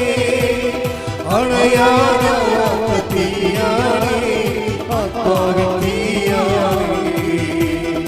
അണയാനാവാത്ത തീയാണേ, ആത്മാവിൻ തീയാണേ. എന്റെ ദൈവം നീയാണേ, മഹത്വത്തിൽ തീയാണേ.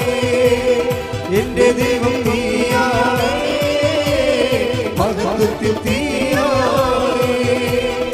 അണയാനാവാത്ത തീയാണേ, ആത്മാവിൻ തീയാണേ.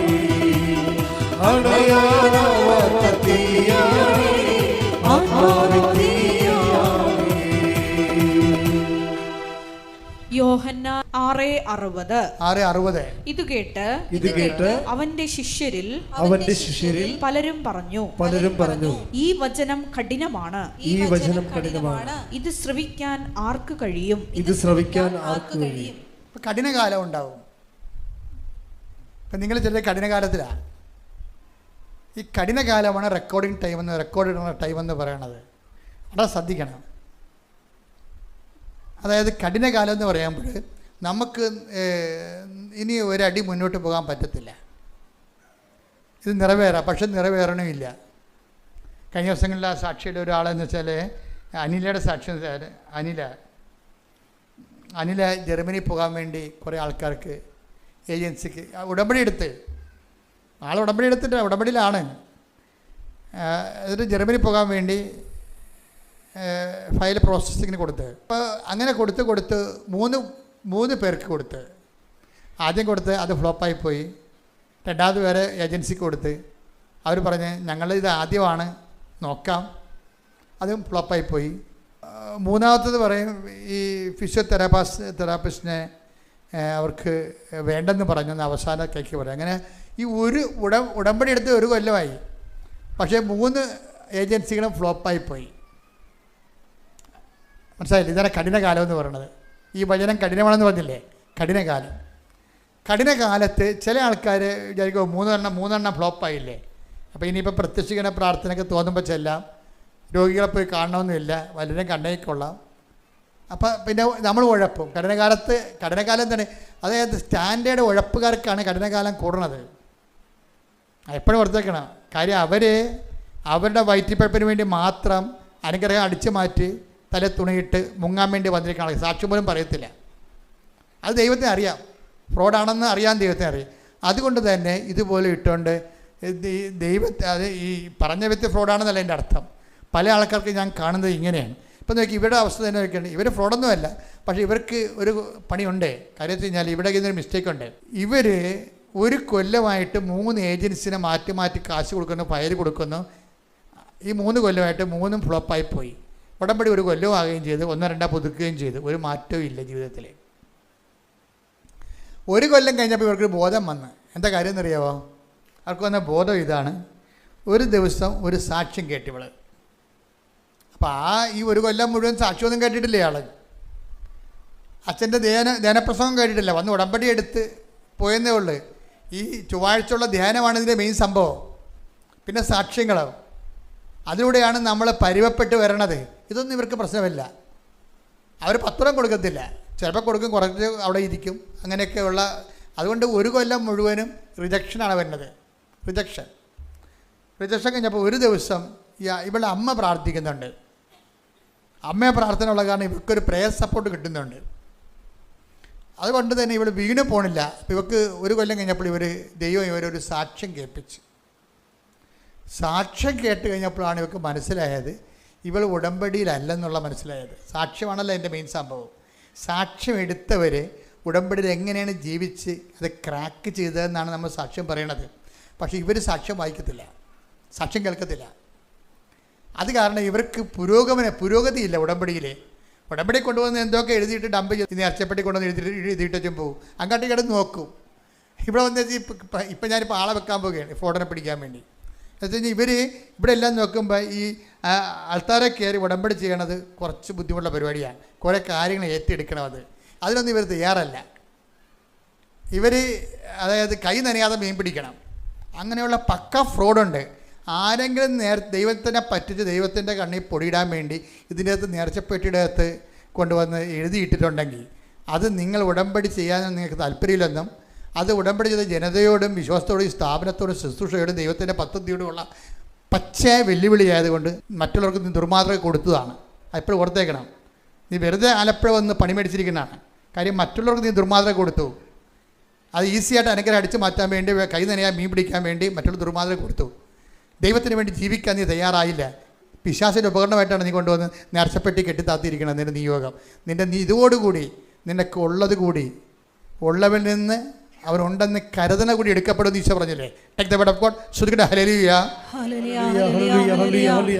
യേശുവേ നന്ദി, ഹല്ലേലൂയ, ഹല്ലേലൂയ, ഹല്ലേലൂയ, ഹല്ലേലൂയ, ഹല്ലേലൂയ, ഹല്ലേലൂയ, ഹല്ലേലൂയ, ഹല്ലേലൂയ, ഹല്ലേലൂയ.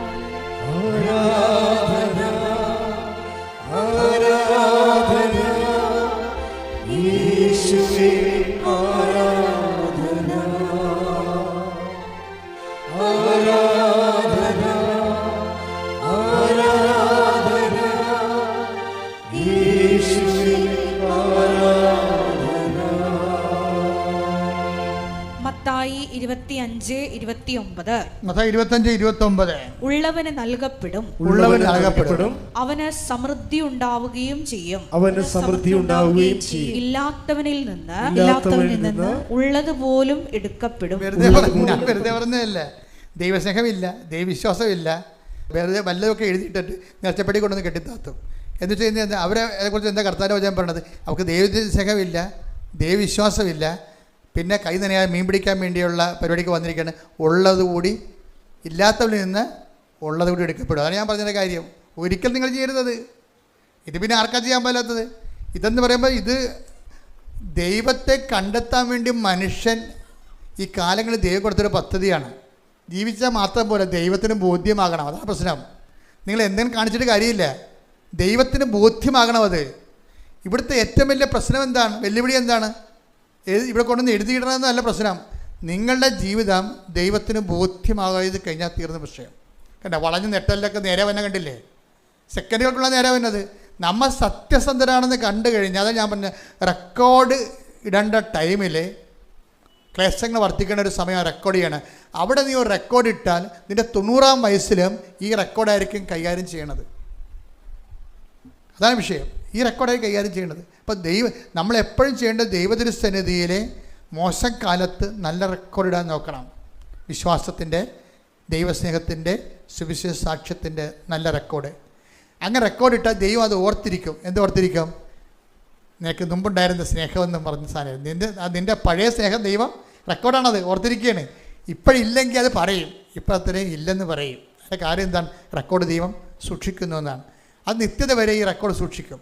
അതുകൊണ്ട് എപ്പോഴും നമ്മൾ ശ്രദ്ധിക്കേണ്ടത്, ഏതെങ്കിലും കാലത്ത് നിനക്ക് ക്ലേശങ്ങളുടെ കാലം, ഇപ്പോൾ ഈ ജോമോളിനെ കർത്താവ് ഇപ്പോൾ സമർപ്പിത നിത്യകന്യകയായിട്ട് ദൈവം ഉയർത്തി. അപ്പോൾ കഴിഞ്ഞ ദിവസങ്ങളായിരുന്നു എൻ്റെ സെർമണി ബിഷപ്പ് ഹൗസിൽ നടന്നത്. അപ്പം ഞാൻ എപ്പോഴും ഇവരെക്കുറിച്ച് ഓർക്കണമെന്ന് ഞാൻ ഇവരുടെ അമ്മയോട്, ഇവരുടെ അമ്മയെ കണ്ടപ്പോൾ ഞാൻ ചോദിച്ചു, ചേച്ചി ജോമോളിനെ കർത്താവിനെ ഏൽപ്പിക്കുകയാണോ? അപ്പോൾ അവരെന്നെ പറഞ്ഞു, അതെ അച്ഛാ, അവൾ കർത്താവിനുള്ളതാണെന്ന് പറഞ്ഞു. കാര്യം ഞാൻ ചോദിച്ചതെന്ന് വെച്ചാൽ ഇവർക്ക് 3 കൊല്ലമോ മറ്റേ ആമവാദമായിരുന്നു. ആമവാദം. അപ്പോൾ ഈ തല തൊട്ട് ഈ തലമുടി തൊട്ട് നഖം വരെ ഇങ്ങനെ മരവിച്ചിരിക്കും. കിടന്നാൽ തിരിയാൻ പറ്റത്തില്ല. സർവ്വ അസ്ഥികളും പേശികളും ഇങ്ങനെ വേദനിക്കും. പക്ഷേ ഇവർ പുറത്ത് പറയത്തില്ല. ഇവർ കിടക്കുമ്പോൾ തന്നെ ഈ തിരിയണമെങ്കിൽ കുറേ സമയം എടുക്കും. ഞരങ്ങി മൂളി വേദനിച്ചാണ് തിരിയണത്. ഈ തിരിയുമ്പോൾ ഇവിടെ കൈ കൊന്ത ഉണ്ടാകും. അതാണ് വിഷയം. ഈ ഇങ്ങനെ തിരിഞ്ഞ് കിടക്കുമ്പോഴും ആരെങ്കിലും തിരിച്ചിടാൻ ഉണ്ടാകത്തില്ല. വീട്ടിലല്ല, അവരിവിടെ ഒരു സ്ഥലത്ത് താമസിക്കുമായിരുന്നു അന്ന്. ഇവിടെ കൃപാസനത്തിൽ താമസിക്കുന്ന മുമ്പ് ഇവിടെ ജോലി ചെയ്യും, രാത്രി അവിടെ പോയി താമസിക്കും. അപ്പോൾ അവരെ തിരിച്ചിടാൻ പോലും ആരുമില്ല. പക്ഷെ ആ സമയത്ത് ഒരു കൊന്ത കയ്യിൽ നിന്ന് കളയത്തില്ല.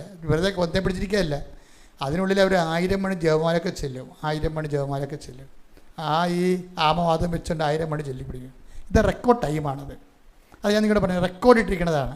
ഇനി ജോമോളിന് ഒരു സമയമുണ്ടെങ്കിൽ അങ്ങനെ വരുമെന്ന് എനിക്ക് തോന്നില്ല. അത് റെക്കോർഡ് ഇട്ടിരിക്കുന്ന ടൈമാണ്. റെക്കോർഡ് ടൈം എന്ന് പറയും. ആ റെക്കോർഡ് ടൈം കഴിഞ്ഞപ്പോൾ എനിക്ക് മനസ്സിലായി കർത്താവ് ശരീരത്തിൻ്റെ കലപ്പ ഒടിച്ചതാണെന്ന് മനസ്സിലായി. ദൈവവിളിയുടെ ഒരു സംഭവമാണ് കലപ്പ ഒടിച്ച് കളയും. എലീഷാനെ വിളിച്ച സമയത്ത് ഏലിയയുടെ മേലങ്കി കൊണ്ടുവന്ന് എലീഷയുടെ മുമ്പിൽ ഇട്ട് കൊടുത്ത്, എലീഷ മേലങ്കി ശുശ്രൂഷയുടെ കാര്യമായതുകൊണ്ട് എലീഷയ്ക്ക് പെട്ടെന്ന് ഓടിത്തിരിഞ്ഞ് പറയും, പ്രഭു ഞാൻ വീട്ടിൽ നിന്ന് അപ്പനെ ചുംബിക്കട്ടെ എന്ന് ചോദിക്കും. അത് നിൻ്റെ കാര്യമെന്ന് പറയും. എന്നുവെച്ചാൽ ഞാൻ വീട്ടുകാരോട് ഗുഡ് ബൈ പറയട്ടെ എന്നാണ് ചോദിക്കണേ. ഗുഡ് ബൈ പറയട്ടെ, അവർക്ക് അന്ത്യചുംബനം കൊടുത്തിട്ട് ഗുഡ് ബൈ പറയട്ടെ എന്ന് ചോദിക്കും. അപ്പോൾ അത് നിൻ്റെ കാര്യമെന്ന് പറയും. അപ്പോൾ ഉടനെ ഇയാൾ തിരിച്ച് വന്നിട്ട് കലപ്പ ഉഴുതുകൊണ്ട് നിൽക്കിയിരുന്നു ഇയാൾ. അയാളുടെ ജീവിതമാർഗ്ഗം അതായിരുന്നു. ആ കലപ്പ എടുത്ത് പശുവിനെടുത്ത് കാളയെടുത്ത് തലക്കെട്ട് തല്ലും. തലേനെ കൊന്നു കളഞ്ഞിട്ട് ആ കലപ്പ കത്തിക്കും. ആ തീയിൽ കാളയെ ചുട്ടിട്ട് അവിടെയുള്ള എല്ലാവർക്കും കൊടുക്കും. അതാണ് എലീഷയുടെ ദൈവവിളി എന്ന് പറഞ്ഞത്. വല്ലാത്ത ദൈവവിളിയാണ്. അപ്പോൾ അത് എല്ലാവർക്കും എൻ്റെ ജീവിതത്തിലും ഇതുപോലെ കലപ്പ കത്തിക്കുന്ന എക്സ്പീരിയൻസ് ഉള്ള കാരണം ഈ കലപ്പ കത്തിച്ചേക്ക് മനസ്സിലായി. അതുകൊണ്ടാണ് ഞാൻ അമ്മയോട് ഇവിടെ രോഗം കഴിഞ്ഞപ്പോൾ ഞാൻ ചോദിച്ചു എങ്ങനെയാണെന്ന് ചോദിച്ചു ദൈവവിളിയെക്കുറിച്ച്. കാര്യം വീട്ടുകാരുടെ കൺസെൻറ്റ് വേണ്ടേ. അപ്പോൾ അപ്പോൾ ഞാനിവിടെ ട്രെയിനർ എന്ന രീതിയിൽ ഞാൻ കൺഫേംഡായി ഞാൻ ശരിക്കും. നിങ്ങൾ ഓർത്തേക്കണം, നിങ്ങളുടെ മക്കൾ എപ്പോഴെങ്കിലും കർത്താവിൻ്റെ ജോലി ചെയ്യണമെന്ന് പറഞ്ഞാൽ നിങ്ങളുടനെ അത് നേഴ്സാകുക, അല്ലെങ്കിൽ നീ ഡിഗ്രി കഴിയട്ടെന്ന് പറയും. ചില വഞ്ചകരായ മാതാപിതാക്കന്മാർ ദൈവവിളിയെ കൊല്ലണത് എങ്ങനെയാണെന്ന് അറിയാമോ? അവർ പറയും, നീ കൊച്ചാണ്, നീ ഡിഗ്രി കഴിയട്ടെന്ന് പറയും. ഡിഗ്രി കഴിയുമ്പോൾ വീട്ടുകാർക്ക് അറിയാം ഇവിടെ പോകത്തില്ലെന്ന്. തട്ടിപ്പാണ് ശരിക്കും പറഞ്ഞാൽ. അത് ദൈവത്തോട് കാണിച്ച തട്ടിപ്പാണ്. അതുകൊണ്ട് തന്നെ ആ മക്കളെ ഓർത്തുകൊണ്ട് മാതാപിതാക്കന്മാർക്ക് ഇനി നിത്യത വരെ ദുഃഖിക്കേണ്ടി വരും. എന്താ കാര്യം? ദൈവം വിളിച്ചിട്ട് നിങ്ങൾ വിട്ടുകൊടുത്തില്ല. ഞാൻ ഇടവേ ചെന്നപ്പോൾ ഒരു വല്യമ്മ വന്ന് എന്നെ പരിചയപ്പെട്ട്. അപ്പോൾ വല്യമ്മയുടെ കൂടെ നിൽക്കണ മുനിസിപ്പലുകാരും സൊഡാറ്റിക്കാരും പറഞ്ഞ് ഈ വല്യമ്മക്ക് 10 മക്കളുണ്ടായിരുന്നെന്ന് പറയും. അപ്പോൾ ഞാൻ പറഞ്ഞു, ആരെങ്കിലും കർത്താവിന് കൊടുത്താ? ഇല്ല, ആരെയും കൊടുത്തില്ല. ഞാൻ പറഞ്ഞു, പട്ടി പ്രസവിച്ച പോലെ ആയല്ല. തീർന്നില്ല പരിപാടി. അമ്മയുടെ കയ്യിലല്ലേ ഇരിക്കണത്. അമ്മയല്ലേ അതിന് വേണ്ടി പ്രാർത്ഥിച്ച് ഉപവസിച്ച് ഒരുക്കിയും അപ്പൻ്റെ സപ്പോർട്ട് വാങ്ങിച്ചും കർത്താവ്. നിങ്ങൾക്ക് തോന്നുന്നുണ്ടോ ഈ ദൈവവിളി എന്ന് പറഞ്ഞാൽ നിസ്സാര കാര്യമാണെന്ന്? അച്ഛനും കന്യാസിനെയൊക്കെ വായിക്കണം ആൾക്കാർക്ക് പോയി വായിക്കണം. അത് പല്ല് തക്കാതെ എന്ത് പറയും? ഞങ്ങളൊക്കെ എന്ത് മതം കേട്ടിരിക്കണം. ഞാൻ ഇന്നും കേട്ടോണ്ടിരിക്കുകയല്ലേ. എന്താ കാര്യം? അതൊക്കെ നമ്മുടെ എക്സ്പെൻഡിച്ചറാണ്. ഈ വിളി സ്വീകരിച്ചതിന് നമ്മുടെയൊക്കെ ഒന്ന് വാങ്ങിച്ച വിലകളാണത്. വഞ്ചകനാണ്, തട്ടിപ്പാണെന്നൊക്കെ പറയത്തില്ല ആൾക്കാർ. അപ്പോഴെന്താ, നമ്മളതിൻ്റെ പേയ്മെൻറ്റ് നടത്തിക്കൊണ്ടിരിക്കുകയാണ്. We have to pay it. ഞാൻ നിങ്ങളോട് ആദ്യമേ എന്താണ്? ദൈവത്തിനൊന്നും അസാധ്യമല്ല, പക്ഷെ ഒന്നും ലളിതമല്ലെന്ന് പറഞ്ഞില്ലേ? എൻ്റെ അർത്ഥം എന്താണ്? ഈ നീതി പൈതൽ എന്ന് പറഞ്ഞ സംഭവം എന്ന് പറയുന്നത്, നമ്മൾ ദൈവത്തിന് വേണ്ടി ജീവിക്കുന്നുവെന്നുള്ളത് ദൈവത്തെ ബോധ്യപ്പെടുത്തണമെന്നുണ്ടെങ്കിൽ അതിൻ്റെ പേയ്മെൻറ്റ് നടത്തേണ്ടി വരും. അത് ചിലപ്പോൾ ക്യാഷായിട്ട് വരും, സഹനമായിട്ട് വരും, ചിലപ്പോൾ തെറ്റിദ്ധാരണയായിട്ട് വരും, ചിലപ്പോൾ നമ്മൾ ബ്രാൻഡഡായിട്ട് വരും. അങ്ങനെയുള്ളൊരു പേയ്മെൻറ്റ് കൊടുത്തു കഴിയുമ്പോൾ നമ്മളത് സന്തോഷത്തോടെ കൊടുക്കണം. അതാണ് സന്തോഷത്തോടെ പോയി തനിക്കുള്ളതെല്ലാം വിറ്റെന്നല്ലേ പറയണത്. നിങ്ങളുടെ മക്കളോട് നിങ്ങൾ പറയണം, നിങ്ങൾ ദൈവത്തിന് കൊടുത്താൽ ദൈവത്തിൻ്റെതാണത്. ദൈവത്തിന് കൊടുത്താൽ ദൈവത്തിൻ്റെതാണ്. ചില അപ്പനും അമ്മയും കൊടുക്കും. ഇപ്പോൾ പരിപാടി ഉണ്ട് വെച്ചാൽ എന്തിനാണ് മക്കളെ യൂറോപ്പിൽ വിടാൻ വേണ്ടിയാണ്, എന്നാൽ പിന്നെ ആഫ്രിക്ക വിടാൻ പാടില്ല. ചിലർ ദൈവവിളിക്ക് വേണ്ടി ഞാൻ ദൈവത്താന്നാണ് ദൈവത്തിന് കൊടുത്ത്. എന്താണ്? അവനെ കൊണ്ട് പാസ്പോർട്ട് എടുപ്പിച്ചുകൊണ്ടിരിക്കുകയാണ്. എന്താ കാര്യം? അവനെ ചടിച്ച് യൂറോപ്പിൽ വിടണം. എങ്ങനെയെങ്കിലും 10 പൈസ ഉണ്ടാക്കിയിട്ട് കുടുംബം നന്നാക്കണം. അതും ദൈവവിളിയൊന്നും അല്ല. ദൈവത്തിന് കൊടുക്കുന്നത് മിഷണറി ഒന്നും പ്രതീക്ഷിക്കരുത്. അത് ദൈവത്തിന് കൊടുക്കേണ്ടതാണ്. അല്ലെങ്കിൽ ഇടയ്ക്കിടയ്ക്ക് മകനെ വീട്ടിൽ വിളിച്ച് വരുത്തി, മകളെ വീട്ടിൽ വിളിച്ച് വരുത്തി സൽക്കരിച്ച് മകൻ വണ്ടി എടുത്ത് വീട്ടിൽ പോയി ഈ കളിയും കച്ചവടം കഴിഞ്ഞാൽ കുറച്ച് കഴിയുമ്പോൾ കൃപ നഷ്ടപ്പെട്ടു പോകും. ഇതിൻ്റെ പ്രശ്നം വെച്ച് കഴിഞ്ഞാൽ ഇതെന്ന് പറയണത് കർത്താവിൻ്റെ വിശുദ്ധമായ രക്തത്തിലാണ് ഈ കൃപകളെല്ലാം ഉൽപ്പാദിപ്പിക്കപ്പെട്ടിരിക്കുന്നത്. അപ്പം നമ്മളൊക്കെ ചിലപ്പോൾ സൗജന്യ ദാനമാണെന്നൊക്കെ പറയണതേ ഉള്ളൂ. പേയ്മെൻറ്റ് നടത്തണം, അതിന് പേയ്മെൻറ്റ് നടത്തണം. അപ്പോൾ അങ്ങനെ പേയ്മെൻറ്റ് നടത്തുമ്പോൾ നിങ്ങൾ ഒരു കുഞ്ഞെങ്കിലും നിങ്ങളോട് ദൈവവിളിയെക്കുറിച്ച് പറഞ്ഞാൽ നിങ്ങൾ പ്രോത്സാഹിപ്പിക്കണം. അത് അല്ലെങ്കിൽ പറയും, എടി ഇതിനൊക്കെ പ്രാന്താണ്, ഈ കാലത്ത് വലിയൊരു രീതി പണിക്ക് പോകുക, അവർ നിനക്ക് കിണറ്റ് മുന്തിയിടുവന്നു. ആര്?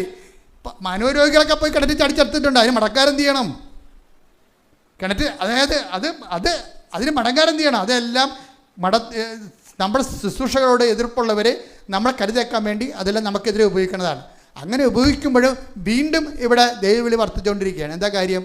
കർത്താവിൻ്റെ വേല, ദൈവമായിട്ട് സ്നേഹമുള്ളവരെ, ദൈവത്തിന് വേണ്ടി ജീവിക്കുന്നവരെ അവരെന്നും കാലത്ത് ഉണ്ടാകും. എന്താ കാര്യം വെച്ച് കഴിഞ്ഞാൽ അതുകൊണ്ട് തന്നെ നിങ്ങൾക്ക് എപ്പോഴെങ്കിലും കർത്താവിൻ്റെ ഒരു വിളി തോന്നിയാൽ നിങ്ങൾ എന്നോട് പറയണം, അച്ഛാ എനിക്ക് കർത്താവ് ജീവിതകാലം മുഴുവൻ കർത്താവിന് വേണ്ടി ജീവിക്കാൻ വേണ്ടി തോന്നുമെന്ന് പറയണം. അപ്പം നിങ്ങൾ ജെനുവിനാണെങ്കിൽ ആ 3 കൊല്ലം എൻ്റെ കൂടെ നിർത്തി നിങ്ങൾ ശുശ്രൂഷയ്ക്ക് ഏൽപ്പിക്കും. നിങ്ങൾ ജെനുവിനാണ് നിങ്ങൾക്ക് തോന്നിയ പ്രാർത്ഥനാ ജീവിതം സത്യസന്ധമാണെന്ന് തോന്നിക്കഴിഞ്ഞാൽ സ്വാഭാവികമായിട്ട് നിങ്ങൾ അടുത്ത നടപടികളിലേക്ക് കിടക്കും. നമ്മൾ അപ്പോൾ എപ്പോഴും നമ്മൾ ശ്രദ്ധിക്കേണ്ടത് ഒരു ദൈവവിളി തോന്നണം. കൃപാസനത്തിൽ തോന്നണമെന്നുണ്ടെങ്കിൽ കൃപാസന അമ്മയുടെ പ്രത്യക്ഷീകരണത്തെ ലോകത്തിന് കൈമാറാൻ വേണ്ടിയുള്ള മിഷനായിട്ടാണ് തോന്നേണ്ടത്. ഇപ്പം ജോമള അതിനാണ് ഈ ശുശ്രൂഷ സ്വീകരിച്ചിരിക്കുന്നത്. അത് എത്രയോ 10-12 കൊല്ലം ഇവിടെ ജീവിച്ചില്ലേ. അതുപോലെ തന്നെ നിങ്ങൾക്ക് എൻ്റെ മക്കളെ ദൈവവിളി, ഇപ്പം ഞാൻ അമ്മയെ നേരെ കണ്ട ഒരാളാണ്. എന്താണ് ദൈവവിളിക്ക് കുറവ് വന്നതെന്ന് ചോദിച്ചു കഴിഞ്ഞാൽ ദൈവാനുഭവം ഉള്ളവരുടെ കുറവാണ് ദൈവവിളിക്ക് കുറവ് വന്നതിൻ്റെ കാരണം. വേറെ ഒന്നുമല്ല.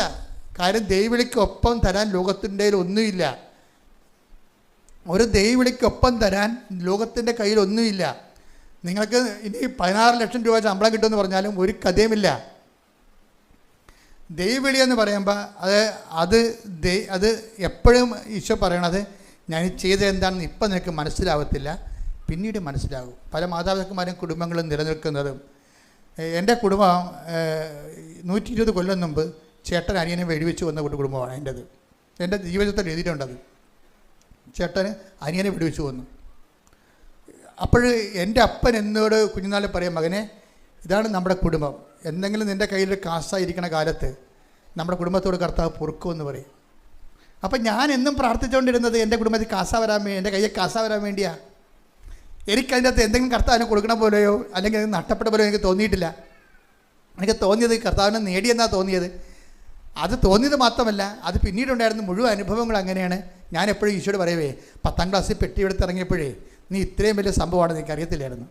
പക്ഷേ എനിക്കറിയാഞ്ഞ കാലത്ത് നീ എന്നെ വിളിച്ചതിന് നന്ദി പറയണമെന്ന് പറയും. അറിവുണ്ട്, എനിക്കറിയാഞ്ഞ കാലത്ത് നീ എന്നെ വിളിച്ചില്ലേ, അത് ഞാൻ നന്ദി പറയണത്. അതിനാണ് എൻ്റെ ഏറ്റവും വലിയ നന്ദി എന്ന് പറയുന്നത്. നമുക്കറിയാഞ്ഞ കാലത്ത് നമ്മളെ വിളിച്ചു, ഇവിടെ വന്ന് അവൻ്റെ കൂടെ കൂടിയപ്പോഴല്ലേ മനസ്സിലായത് അവൻ ആരാണെന്ന്. അവനെക്കുറിച്ച് പഠിക്കാനൊത്ത്, അവനെക്കുറിച്ച് ചിന്തിക്കാനൊത്ത്, അവനെ ധ്യാനിക്കാനൊത്ത്, അവൻ്റെ കൂടെ ജീവിക്കാനൊത്ത് എന്തൊരു സംഭവമാണ്. ഈ ജീവിതം അങ്ങ് നിത്യത വരെയല്ലേ പോണത്. ശ്രുതിക്കട്ടെ ഹല്ലേലൂയ. ഹല്ലേലൂയ ഹല്ലേലൂയ ഹല്ലേലൂയ ഹല്ലേലൂയ ഹല്ലേലൂയ ഹല്ലേലൂയ. ദൈവപിതാവേ നന്ദി, ദൈവപിതാവേ മഹത്വം, ദൈവപിതാവേ ആരാധന. ഹല്ലേലൂയ ഹല്ലേലൂയ ഹല്ലേലൂയ ഹല്ലേലൂയ.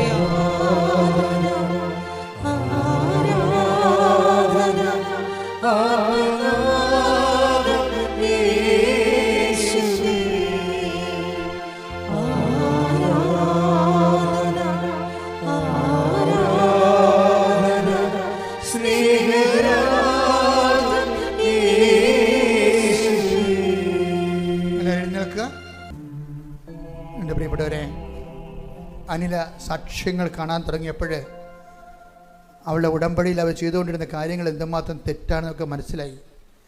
പിന്നെ സാക്ഷ്യങ്ങൾ കണ്ടുകൊണ്ടേയിരുന്നു. ഉടമ്പടി അവളുടെ ജീവിതം ചെയ്ത തെറ്റുകളെല്ലാം, ഉടമ്പടിയുടെ ക്രമങ്ങൾ എല്ലാം ശരിയാക്കി. അപ്പോൾ എന്നാ ചെയ്തിരിക്കണത്? നോട്ട് ബൈ മെറിറ്റ് വർക്ക് ചെയ്യാൻ തുടങ്ങി. ഒരു കൊല്ലമേ B2 പരീക്ഷയ്ക്ക് 1 കൊല്ലം മാത്രമേ ഗ്യാരണ്ടി ഉള്ളൂ. അവൾക്ക് ജോലി കിട്ടാതെ ശരിക്കും പറഞ്ഞാൽ B2 2ാം കൊല്ലമായി. 2 കൊല്ലം കഴിഞ്ഞ് അപ്പോൾ അവൾ വിചാരിച്ച് അവളുടെ മെറിറ്റ് പോയി. അപ്പോൾ അവൾ കർത്താവിനോട് പറഞ്ഞു, കർത്താവേ എനിക്കിത് B2 എക്സാമിൻ്റെ ഡേറ്റ് കഴിഞ്ഞു, പക്ഷേ എൻ്റെ മെറിറ്റ് എനിക്കില്ലറിയാം, നിൻ്റെ ഗ്രേസിലാണ് ഞാൻ ആശ്രയിക്കുന്നത്. 1 കൊല്ലം കഴിഞ്ഞവർക്ക് പോലും അവർ വിസ കൊടുക്കണില്ല. അതുകൊണ്ട് ഞാനിത് നിൻ്റെ കൃപയിൽ ആശ്രയിക്കുന്ന. അപ്പോൾ എന്നാ സംഭവിച്ചിരിക്കണത്? മാതാവിൻ്റെ ബർത്ത്ഡേ വന്നപ്പോൾ അവൾ പറഞ്ഞു, അമ്മയുടെ ബർത്ത്ഡേ ആണ്, അമ്മയാണ് എനിക്കിത് ഈ 2 B2 കഴിഞ്ഞ് 2 കൊല്ലം കഴിഞ്ഞിട്ടും അതിൻ്റെ ഗ്യാരണ്ടി കഴിഞ്ഞിട്ടും നീ ഇതെനിക്ക് തരികയാണെങ്കിൽ നീയാണ് തന്നതെന്നറിയാൻ നിൻ്റെ ബർത്ത്ഡേക്ക് എനിക്ക് വിസ വേണമെന്ന് പറഞ്ഞു. അപ്പോൾ എന്ത് ചെയ്ത അമ്മ? ഈ B2വിൻ്റെ 2 കൊല്ലം കഴിഞ്ഞിട്ടും ആ ബർത്ത്ഡേക്ക് അവൾ പറഞ്ഞ ഡേറ്റിന് അവൾക്ക് വിസ കൊടുത്തത്. ഇതാണ് കൃപാസന മാതാവ് എന്ന് പറയുന്നത്. നമ്മൾ സത്യസന്ധമായിട്ടാണ് ദൈവത്തിലോട് അടുക്കണമെന്നുണ്ടെങ്കിൽ നിങ്ങൾ എപ്പോഴായാലും നിങ്ങളൊന്ന് കറക്റ്റ് ചെയ്താൽ മതി മക്കളെ. ഞാൻ പറയുന്ന അനുസരിച്ചുകൊണ്ട് കേൾക്കുന്ന സാക്ഷ്യങ്ങളനുസരിച്ച് ജീവിതം കറക്റ്റ് ചെയ്യാൻ വേണ്ടിയാണ് നമ്മൾ സാക്ഷ്യങ്ങൾ കേൾക്കുന്നത്. നമ്മൾ സത്യസന്ധമായിട്ടാണ് ദൈവത്തെ അന്വേഷിക്കണം. ദൈവത്തെ തോന്നിയ നിങ്ങളുടെ ഡീമെറിറ്റുകളെ ഒന്നും ഒരു ഡീമെറിറ്റ് അല്ല, ദൈവമാണ് മെറിറ്റ് തീരുമാനിക്കുന്നത് അവൻ്റെ ഗ്രേസ് കൊണ്ട്.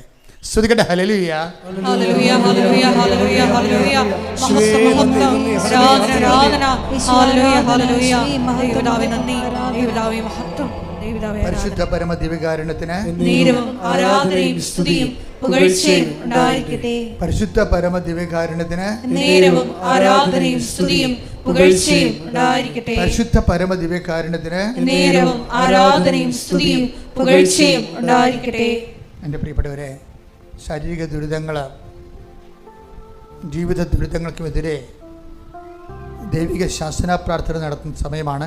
അച്ഛൻ പ്രാർത്ഥിച്ചുകൊണ്ടേയിരിക്കും. ആ അഭിഷേക സമയത്ത് മക്കൾ ഇടിമുഴക്കം പോലെ സ്തുതിച്ചുകൊണ്ടേയിരിക്കണം. കർത്താവ് നിങ്ങളെ അവിടുത്തെ തിരുമുറുവാർന്ന വലതുകരം കൊണ്ട് സ്പർശിച്ചുകൊണ്ട് വിടുതൽ നൽകിക്കൊണ്ടും സൗഖ്യം നൽകിക്കൊണ്ടും ഇരിക്കും. ശ്രുതികട. ഹല്ലേലൂയ, കർത്താവ് നിന്റെ ഉന്നതമായ നാമത്തിന് സ്തോത്രം ചെയ്യുന്നു. കർത്താവ് നിന്റെ വിശുദ്ധ പൗരോഹിത്യത്തെ മഹത്വപ്പെടുത്തണമേ. കർത്താവ് സഭയിലുള്ള സാന്നിധ്യം പ്രകടമാക്കണമേ. 39 വർഷം ഞാൻ അർപ്പിച്ച കൃപാന്റെ യോഗ്യതയാൽ കൃപാസ്ഥാനത്താരെ ജീവനോടെ പ്രത്യക്ഷപ്പെട്ട പരിശുദ്ധമ്മയുടെ മാധ്യസ്ഥതയിൽ എല്ലാ മക്കളുടെ മേലും നിന്റെ വിശുദ്ധമായ രക്തം തളിക്കപ്പെട്ടെന്ന് പ്രാർത്ഥിക്കുന്ന മാർഗരോഗങ്ങൾ, തീരാവേദികൾ, ജീവിത ദുരിതങ്ങൾ, ജോലി തടസ്സങ്ങൾ, എന്തിനു വേണ്ടിയാണോ എൻ്റെ മക്കളെ നിങ്ങൾ ഉടമ്പടി എടുത്തുകൊണ്ട് കർത്താവിൻ്റെ തിരുസനെ കണ്ണിലിടുന്നത്? ആ ഓരോ കണ്ണുനീരുകളും, ഓരോ വേദനകളും, ഓരോ രോഗങ്ങളും, ഓരോ ശിസ്തുരോഗങ്ങൾ, അൾസർ രോഗങ്ങൾ, അർശസ് രോഗങ്ങൾ, സിസ്റ്റ് രോഗങ്ങൾ, PCOD രോഗങ്ങൾ, പിസ്തുല രോഗങ്ങൾ, ബ്ലോക്ക് രോഗങ്ങൾ, ഹൃദയത്തിൻ്റെ ബ്ലോക്കുകൾ, കരളിൻ്റെ രോഗങ്ങൾ, ഹൃദയത്തിൻ്റെ രോഗങ്ങൾ, എല്ലാ തരത്തിലുള്ള കുടൽ രോഗങ്ങൾ, നടുവേദനയുടെ രോഗങ്ങൾ, PCOD രോഗങ്ങൾ, സ്പോണ്ടിലോസിൻ്റെ രോഗങ്ങൾ, സ്പൈനക്കോഡിൻ്റെ രോഗങ്ങൾ, തലമുടി കൊഴിയുന്ന രോഗങ്ങൾ, ഉച്ച മുതൽ ഉള്ളംകാല് വരെ എല്ലാ കോശങ്ങളിലും പേശികളിലും രക്തഞരമ്പുകളിലും യേശു ക്രിസ്തുവിന്റെ വിശുദ്ധ രക്തം കൃപാസ്ഥാനത്താറെ ജീവനോടെ പ്രത്യക്ഷപ്പെട്ട് പരിശുദ്ധയുടെ മധ്യസ്ഥത്തിൽ യേശുവിന്റെ നാമത്തിൽ മാർഗരോഗങ്ങൾ മാറിപ്പോകട്ടെ. തീരവേദികള്, ജീവിത ദുരിതങ്ങള് യേശുവിന്റെ നാമത്തിൽ മാറിപ്പോകട്ടെ. ഹല്ലേലൂയ, ഹല്ലേലൂയ, ഹല്ലേലൂയ. യേശുവേ നന്ദി, നന്ദി, നന്ദി. ഹല്ലേലൂയ, ഹല്ലേലൂയ, ഹല്ലേലൂയ, ഹല്ലേലൂയ. യേശുവേ ആരാധന, ആരാധന. യേശുവേ മഹത്വം, മഹത്വം, മഹത്വം. ഹല്ലേലൂയ, ഹല്ലേലൂയ, ഹല്ലേലൂയ. മഹത്വം, ആരാധന, ആരാധന. ആരാധനേ പരിശുദ്ധനേ പരമോന്നത യേശുവേ അണയുന്നു ഞാൻ തിരുമുൻപിനായി അടിമോടെ നോക്കണമേ. ആരാധനേ പരിശുദ്ധനേ പരമോന്നത യേശുവേ അണയുന്നു ഞാൻ തിരുമുൻപിനായി അടിമോടെ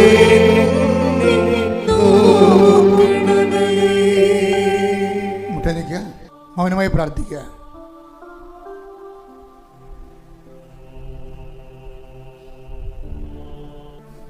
ആവശ്യങ്ങൾക്ക് വേണ്ടി ഉടമ്പടിയുടെ നിയോഗങ്ങൾ കർത്തൃദിവസത്തിന് സമർപ്പിക്കുക. അടിയന്തര ആവശ്യങ്ങളെ പ്രത്യേകിച്ച് സമർപ്പിക്കുക. ആ വിഷയത്തിന് ദൈവിക തീരുമാനം ഉണ്ടാകും. അച്ഛൻ നിങ്ങൾക്ക് വേണ്ടി പ്രാർത്ഥിക്കുന്ന സമയമാണ്. ഓൺലൈനിലുള്ളവരും പ്രാർത്ഥിക്കുക.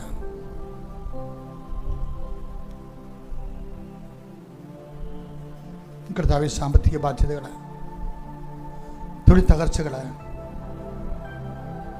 ഓരോ പത്രങ്ങൾ, പേപ്പറുകൾ, ഡോക്യുമെൻറ്റുകൾ, പ്രമാണങ്ങൾ, തടസ്സങ്ങളുള്ള വിഷയങ്ങൾ, വ്യക്തികൾ, തടസ്സം ഉണ്ടാക്കുന്ന വ്യക്തികൾ, അവരെല്ലാവരെയും സമർപ്പിച്ച് പ്രാർത്ഥിക്കുന്നു.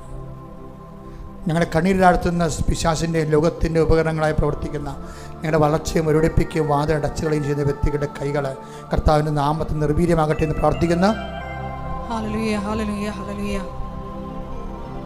മക്കളില്ലാത്തവരെ, വർഷങ്ങളോളം ഈ കാര്യത്തിൽ മരുന്ന് കഴിക്കുന്നവരെ, മക്കളില്ലാത്തതിൻ്റെ പേരിൽ വൈവാഹ ജീവിതം വെറുത്തുപോയവർ, മടുത്തുപോയവർ, വിശുദ്ധമായ രക്തത്തിൽ ആലേഖനം ചെയ്യപ്പെട്ടുകൊണ്ട് അവരുടെ രക്തത്തിൽ പിറന്ന കുഞ്ഞുമായി ആൾക്കാരെ കയറാൻ മാതാവിൻ്റെ പ്രത്യക്ഷകനെ അവരെ സഹായിക്കട്ടെ എന്ന് പ്രാർത്ഥിക്കുന്നു.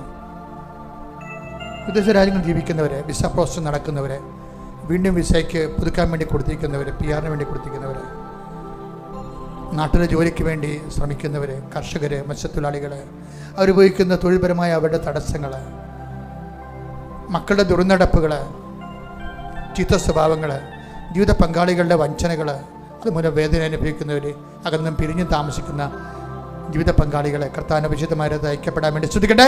ഹല്ലേലൂയ ഹല്ലേലൂയ ഹല്ലേലൂയ ഹല്ലേലൂയ ഹല്ലേലൂയ ഹല്ലേലൂയ ഹല്ലേലൂയ ഹല്ലേലൂയ ആരാധന ആരാധന ഹല്ലേലൂയ.